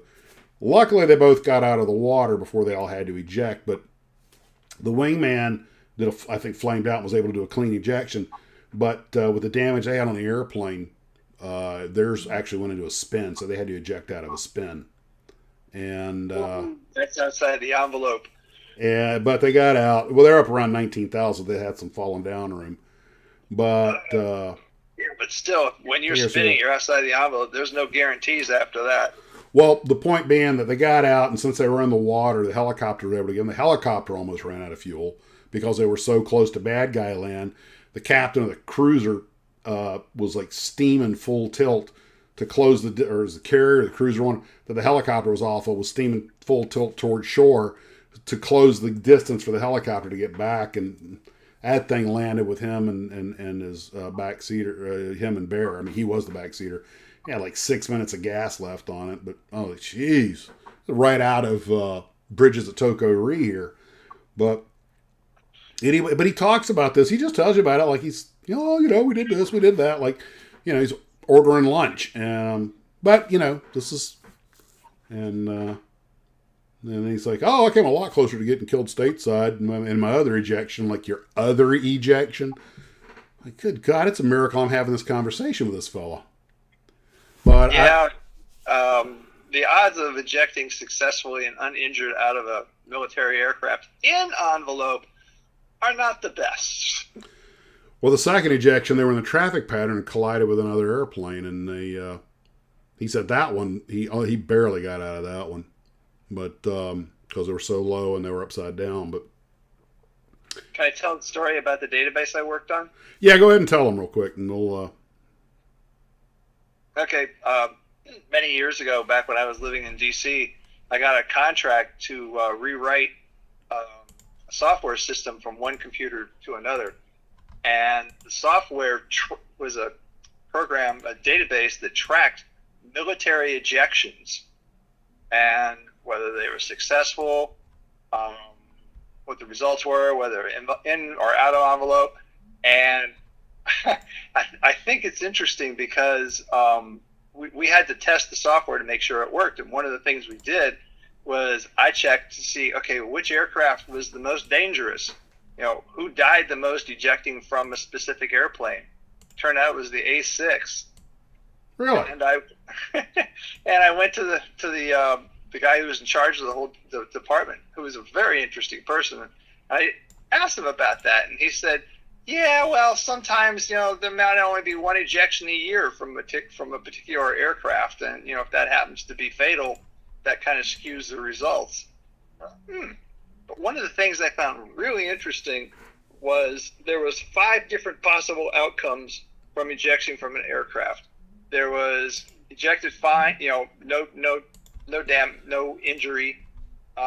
One was, some injury. Another, number 3 was broken bones. Number 4 was you were pretty beat up but still alive. And number 5, you were eviscerated. Yeah. Lovely. How lovely. And what I also thought was interesting is that there wasn't very much in the middle. It was usually one end or the other. Well, here's a drink into a clean ejection. Uh-huh. So ejecting out of an airplane, even in envelope, which meant the design specifications for that particular ejection, was no guarantee you were going to live through it. And they also discovered something else interesting, that a specific ejection seat in a specific aircraft, the ejection was always fatal. Which one was that? I believe it was the specific. I don't remember the name of the ejection sheet company, but I think it was in an F4. Well, I know the F-106 with the early seats had really serious problem with ejection fatalities. I forget if it was the Weber seat or if the Weber seat's the one that replaced the seat. But it was like really, really like, this is not good. And yeah, it was bad. Some of these things. Actually, there was this one mission I remember, and it was an F4. These guys knew that the ejection seats they were flying, that when the pilot ejected, it was always fatal, and they flew out over the water with no fuel, and the pilot ejected to save the co-pilot. Now, he was fortunate he was able to survive. For some reason, it didn't get him, but he did it to save his co-pilot. Wait, he ejected to save the co-pilot? Uh-huh. I forget the exact details of it. I'm sure somebody out there knows what I'm talking about. But I do remember that aspect of that one particular mission. But, well, that's Colonel John's airplane, 201. You actually hear him say it. He sometimes, depending on who he's talking to, he'll say, like, Red 1 if he's talking to the other guy, but he'll say 201 if he's talking to their controller. And, anyway, he's a sweetheart of a guy, too. Just a wonderful person. And that's him on the lower left, in his younger days. And that's Bear posing with him. The pilot's on the lower right. And it's sad. Bear actually died here in Florida at a young age. He was like 46 because of an infection from a botched surgery. I mean, had nothing, no glory of combat or anything like that. And really a shame. But I enjoy chatting with John, and that's in his house. He's got some other artwork he showed me, but I just thought I'm collecting all this because I want to sit down with him and with the audio, see if it jiggles a few memories. They were flying off the America, but they lost both Phantoms, but none of the crew. All the crew were recovered, and but I listened to that audio. I mean, they're pulling G's and trying to track radar, and luckily, they had been to Top Gun recently, and they were both really sharp. And they had what at the time was the latest and most reliable radar system on the F-4, probably the best one in the world at the time, and that helped a lot. And they worked out some of the bugs with the missiles too. But so I'm going to see if I can find some 148 scale decals of of 201 VMFA 333 because I want to make it up in his colors. And but that would be really cool if you could make a model of this airplane and give it to him. That's literally just what I said. I'm saying that's really cool that you're doing that. I would like to. If he has a place he wants to put out, I give it to him gladly.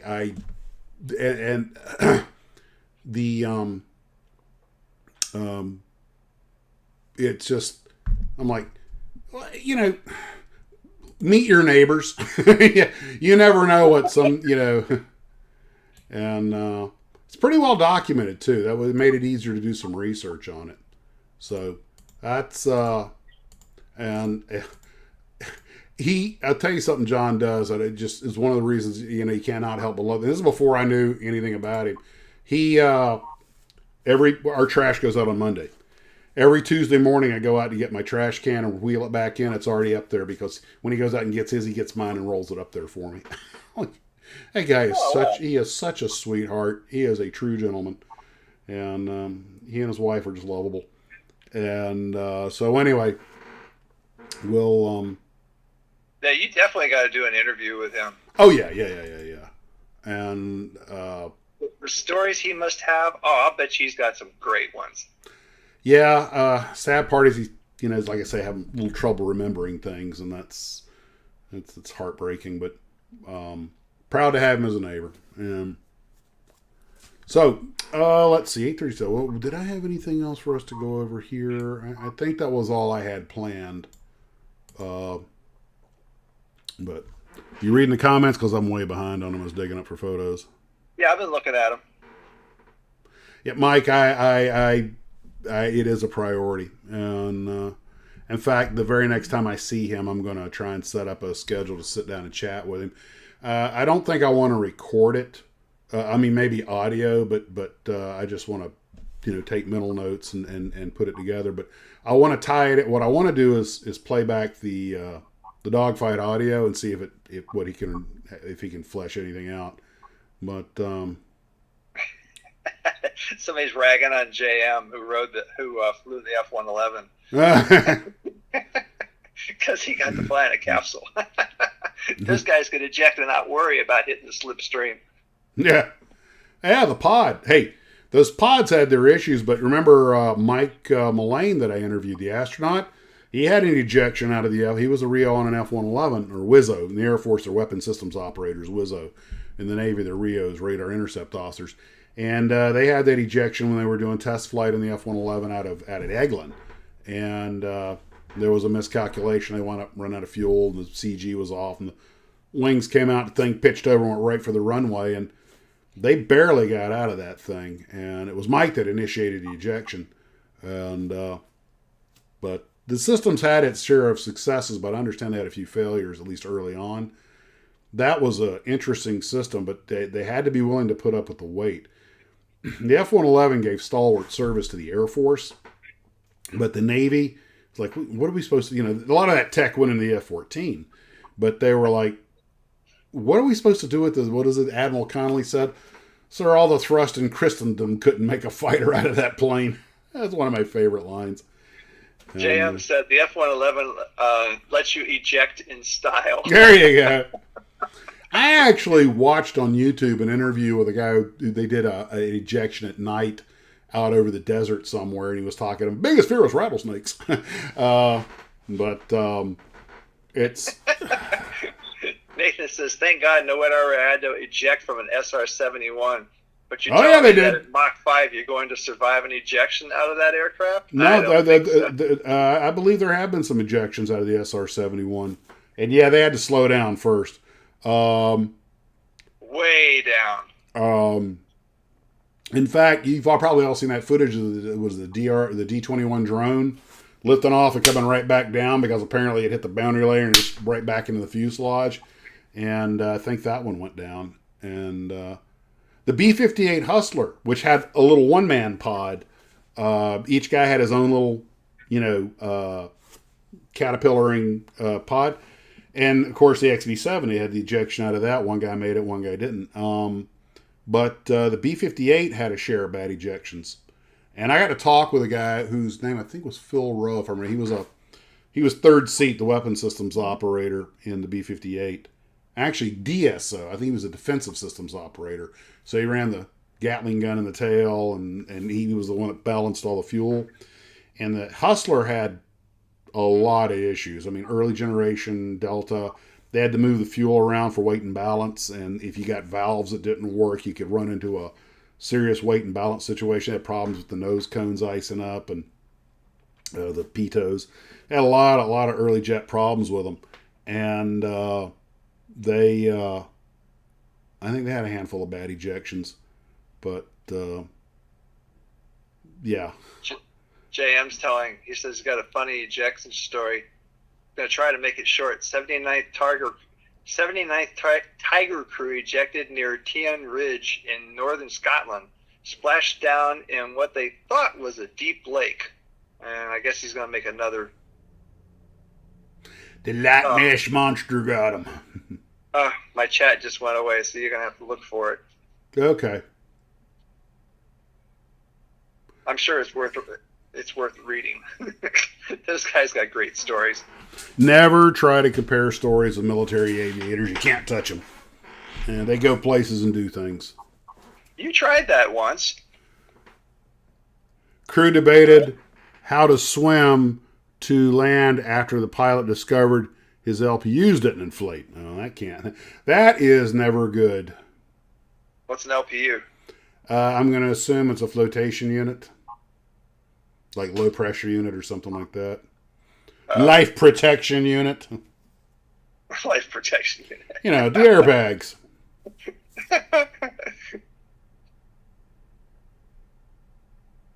All right, I'm going to try reading. I did not survive this ejection to drown in a lake.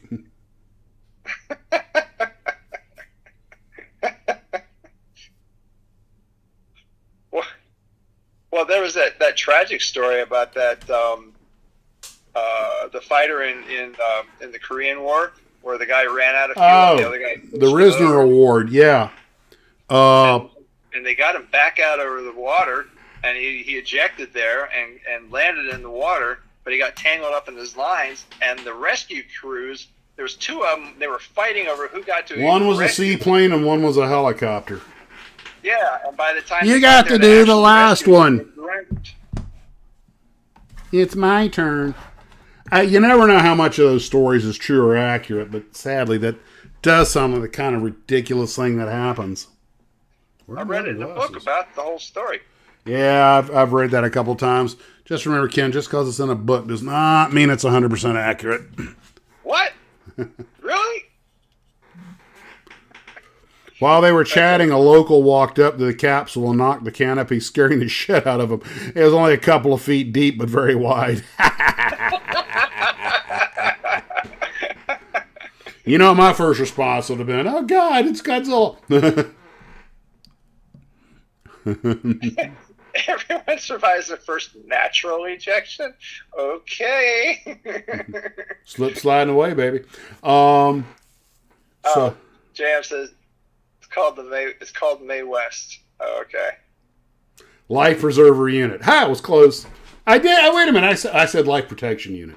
I was close. Pretty close. A floaty under the armpit. Yeah.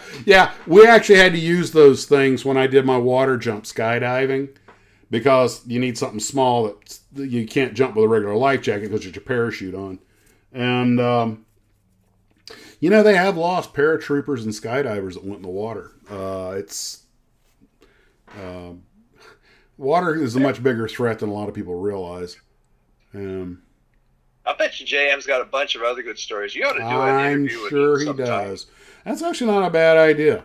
And the worst part, one of the things is, and I've told you guys this before, but just One of the problems with building military models is, other than going to air shows and seeing them in museums, I have no, and I mean, I rode around helicopters in the Army a lot and transports, but I had no experience with most of the aircraft models that I build. And you build your model, and these guys go out and put all these beautiful models on display at the model shows, and this guy does this award-winning helicopter, Navy helicopter, and just gorgeous. Everybody, that thing's going to win first place. He got second place. And everybody was kind of shocked. And he asked the judge, how come I got second place? The judge goes, well, the workmanship is beautiful, but the antenna arrangement is wrong for that squadron. He goes, what do you mean? He goes, yeah, they never had the ANP 54 or whatever that you've got on the model. He goes, how do you know? He goes, oh, because I commanded that squadron. He was a retired rear admiral. And he had commanded the very squadron the guy had made the model of. What are the odds of that happening? Really, you just never know. And people will fool you because you think admirals and generals and fighter pilots. You have this Tom Cruise image in your mind or whatever, or George C. Scott, and you meet these unassuming people, and you find out that they go, oh, was this or was it? Like, yeah, sure you were, buddy. I've had people like, what do you do for a living? Fly captain, Airbus 321. Yeah, really, seriously. So you're an airline pilot? And I'm kind of like, yeah. To me, it's no big deal. It's what I do for a living. But, you people don't look like a pilot. But people see the fat guy selling model airplanes, and they just say, sure you are. I'm like, okay. Dale Comer said when the D-21 collided with its mothership, M-21, both crew members successfully ejected, but only the pilot's chute opened. Man, that just ain't right. They always stick it to the back seater. Yeah, Really, get it to that goose, sucks. And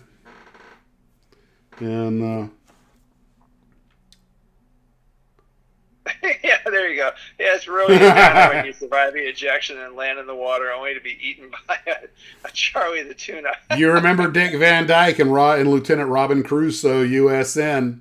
I remember seeing that at theater. He ejects out of the F-8 Crusader. And he's in his raft reading the Navy survival manual, and the shark keeps going around him.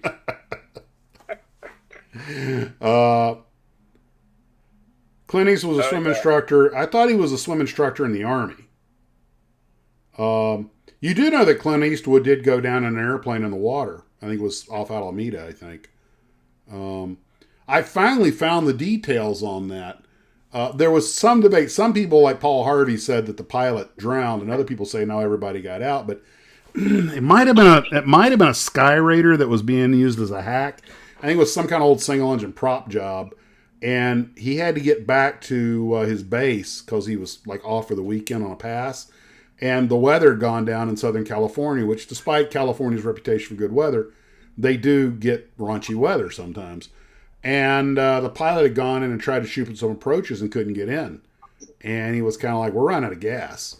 He goes, look, I'm going to take the airplane. I'm going to ditch the airplane offshore, and we're going to have to swim for it. And they had to swim a few miles back. But because he was a swim instructor, But Actually, along that bad weather thing you just said for California, there was a flight, I think it was Pan Am, one of those flying boats back in the early days, and it was a flight coming from Hawaii, I think.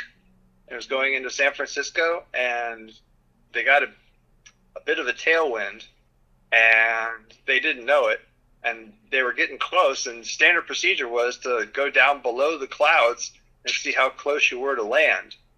Unfortunately, because of the tailwind, they were blowing inland, and I think they hit some granite. Dude, that is a sadly common story. In fact, when I watch the Air Mayday disasters, which they take a 10-minute video and drag it into a 1-hour TV show, but when I watch those AOPA, Air Safety Foundation things, I mean, I literally get the tingle because I can see the mistakes the guy is making. Dude, divert. Yeah, it was at Fort Ord. That's right, Dale. It was at Fort Ord. I'm like, dude, divert. Okay? I could try it again. I'm no gyro, but I'm like, no. Bad pilot.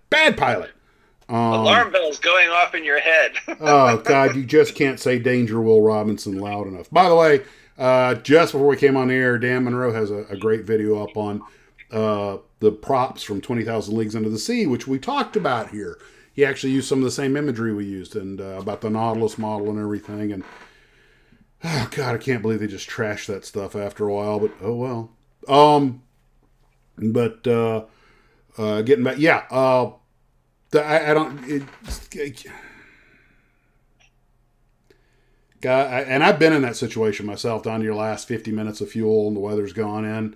And, man, that's when you just got to fly it on the numbers. And, the runway's out there. You got to find it because, go around with what, And everything's... It happens. Everything's socked in. One of the worst movies about this, though, I just could not stand, was that Bruce Willis movie. Was it the second Die Hard movie?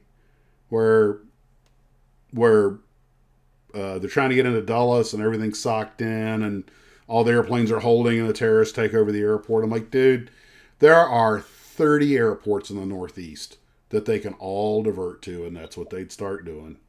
That movie That was Die Hard. I think that was Die Hard 2, wasn't it? Die Hard 2. God, I hate that movie. That has so many holes in it.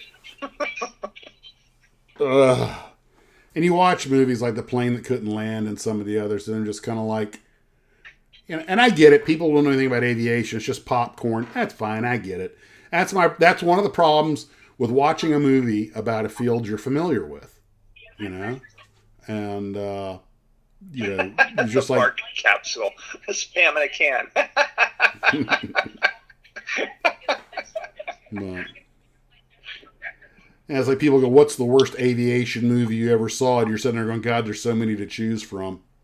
And then there are some that are really, really good. My wife and I just watched The Thing, the original. And Dan had done a thing on it. And we were talking about it. And she goes, pick a movie from an old black and white film, one of your favorites. I said, well, of course, Godzilla would probably be the first one. But we've seen it, so we just watched Godzilla -1. I said, yeah, it'd be The Thing. I'd just seen Dan Monroe's video on it. And so...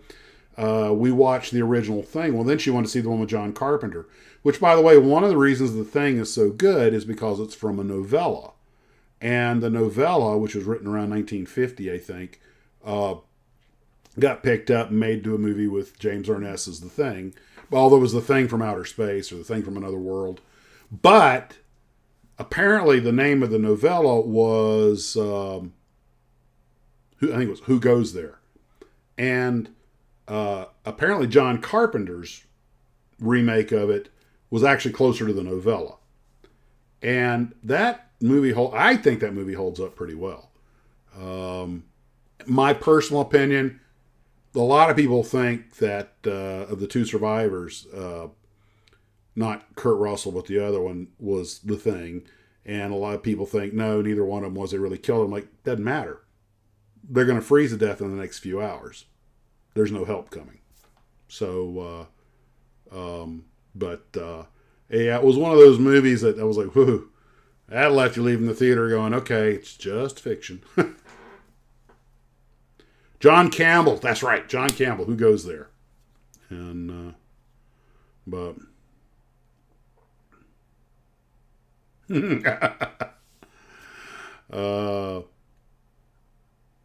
let's see.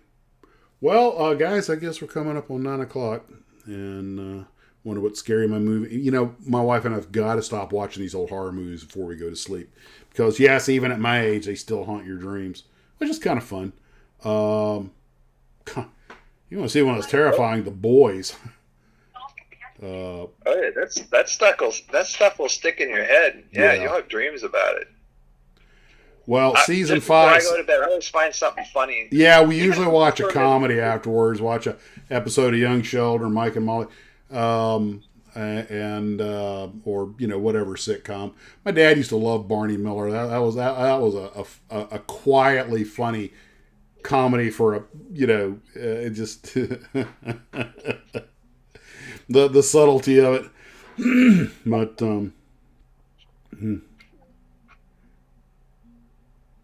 12-second fuses. I shall count to 3.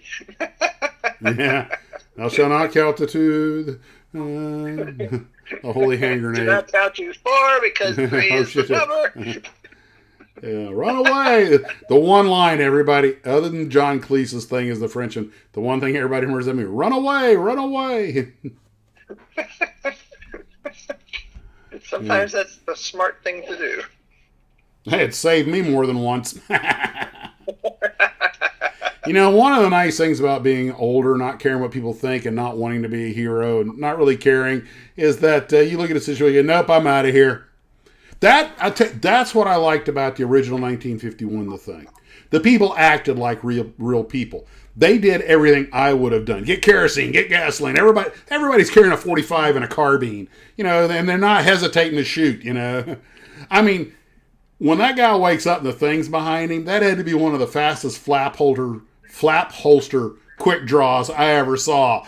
And he's like, pop, and you know, none of this freak out and freeze crap. I mean, whipped it out, bang, bang, bang, bang, bang, bang, bang. Saw it didn't work, ran away. I shot it, it didn't help. It's like, what else you supposed to do? that is exactly what I would have done. And you know, Howard Hawks had them talking over each other, which people do, and you know, they just acted like real people, you know, and the plot. I mean, you know, the creature's smart. Once it realizes, you know, hey, you know, I can freeze these people out, and he cuts off the oil of the generator, and they all realize they'll freeze to death. But the people, they didn't panic. They got resourceful. Hey, we rigged this up. Hey, we got all this copper cable. I mean, they're using their mind. They're you know, thinking their way through the problem. And I mean, yeah, they're scared, and they only took a couple of casualties. Unlike the other movie, The Thing, you know, from Who Goes There, where basically no one survived. But yeah, like a lot of horror movies. Okay, who's going to die now? Okay, who's the next one that's going to die? the best line on that is from the movie Evolution. Was it Orlando Wilson? When Dave Duchovny, they're down in the thing with all the weird creatures. He goes, hey, pick that one up. And he goes, oh, no, I saw that movie. That's where the brother gets it. Yeah. I like movies that are self-aware like that. Or when they first go down there and the girl that's trying to get the extra credit, you know, just goes, I don't want to sound all girly, but there's something squishy on my feet. It's like, well, along those same lines, what's that movie? There's a parody on Star Trek. Oh, Galaxy Quest. Galaxy Quest, yes. Only one of the greatest movies ever, considered the fourth best Star Trek movie ever made.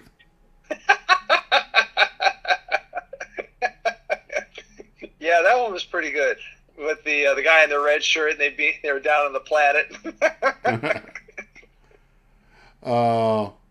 Oh, they did that in. Guy in the red shirt that gets it. That was the episode, I think, the Family Guy or one of them, and they go, you know, Dr. McCoy, Mr. Spock, Captain Kirk, and Ensign Ricky are beaming down to the planet. Who's not coming back? And Ricky, oh crap. Yeah. Yeah, like JM said, let's hide in the barn with all the chainsaws. I'll tell you a movie that's ripe for remake with modern special effects, The Valley of Gwangi. The what? Where the cowboys versus dinosaurs. Okay. You've never seen The Valley of Gwangi? Never heard of it. Where the guys from the Wild West show find out there's a living T-Rex and they capture it. They don't run from it, they go after it. Because that sounds like a smart thing to do. Well, they're cowboys. Yeah. They ain't scared of nothing. Yeah. That movie was better than it had any right to be. Bill Paul says, I don't care who dies in the movie as long as the dog lives. Yeah. Oh, they even said that in not Cinema Sins, but one of those that talk, you know, makes fun of the movies. Screen Rants were one of them, and honest trailers, and they're doing the thing, and it shows where the dog jumps in Independence Day, where the dog jumps into the little maintenance locker with him just in time to miss the big explosion. He goes, "We'll wipe out of all of LA, but we won't kill this dog." Sigourney Weaver's line about the hallway lined with hammers. What could possible function could these have? This episode was badly written. And you could see where you could see where they dubbed her, where she goes, "Screw that." And I was like, that is not what she said. Or when they were trying to traverse that hallway, we had those pistons hitting each other. So what? That was the one. What is this for? This serves no function, because it was written this way. Because that episode was poorly written. Yep. Why is it doing that? Oh, it always counts down to 1. That's right. Well, guys, it's 9 o'clock. I have to go on and get some things done. I want to thank everyone for coming out and spending some of your valuable time with us. We hope you had a good time. And Ken, if you want to say good night to all the nice people. Okay, nice people. Thank you for joining us. We all had a good time. Y'all got some great stories, and some of you come up with some really good comments. Thanks for spending time with us. We really appreciate it. Well, guys, we do really appreciate it. You take care of yourselves, and as always, model on.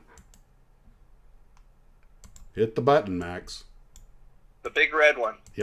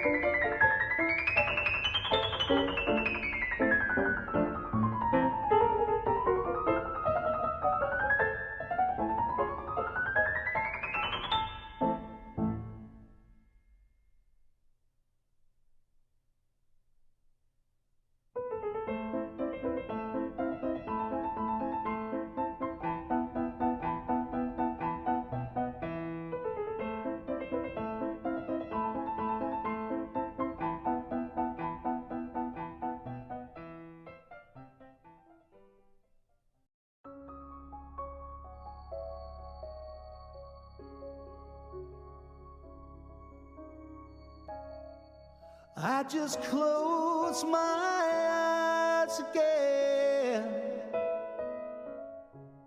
climbed aboard the Dreamweaver train. Driver, take away my worries of today,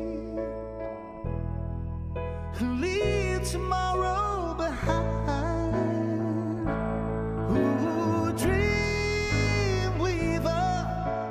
I believe you can get me through the night.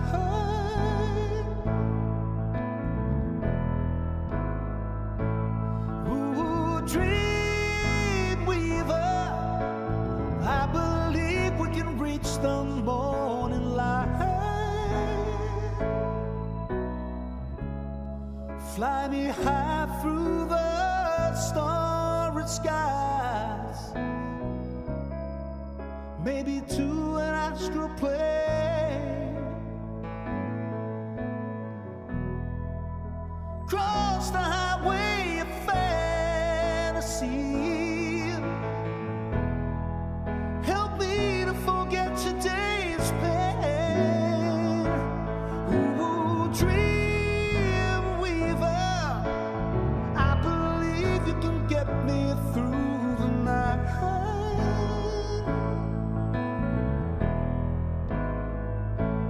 Ooh, Dreamweaver, I believe we can reach the morning light.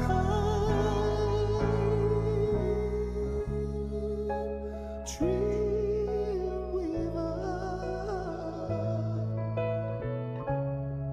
Dreamweaver.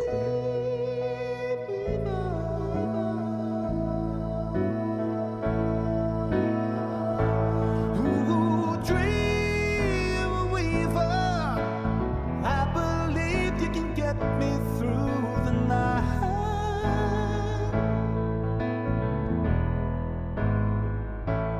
Ooh, Dreamweaver,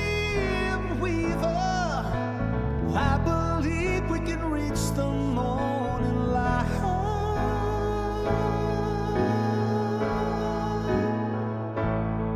Dreamweaver.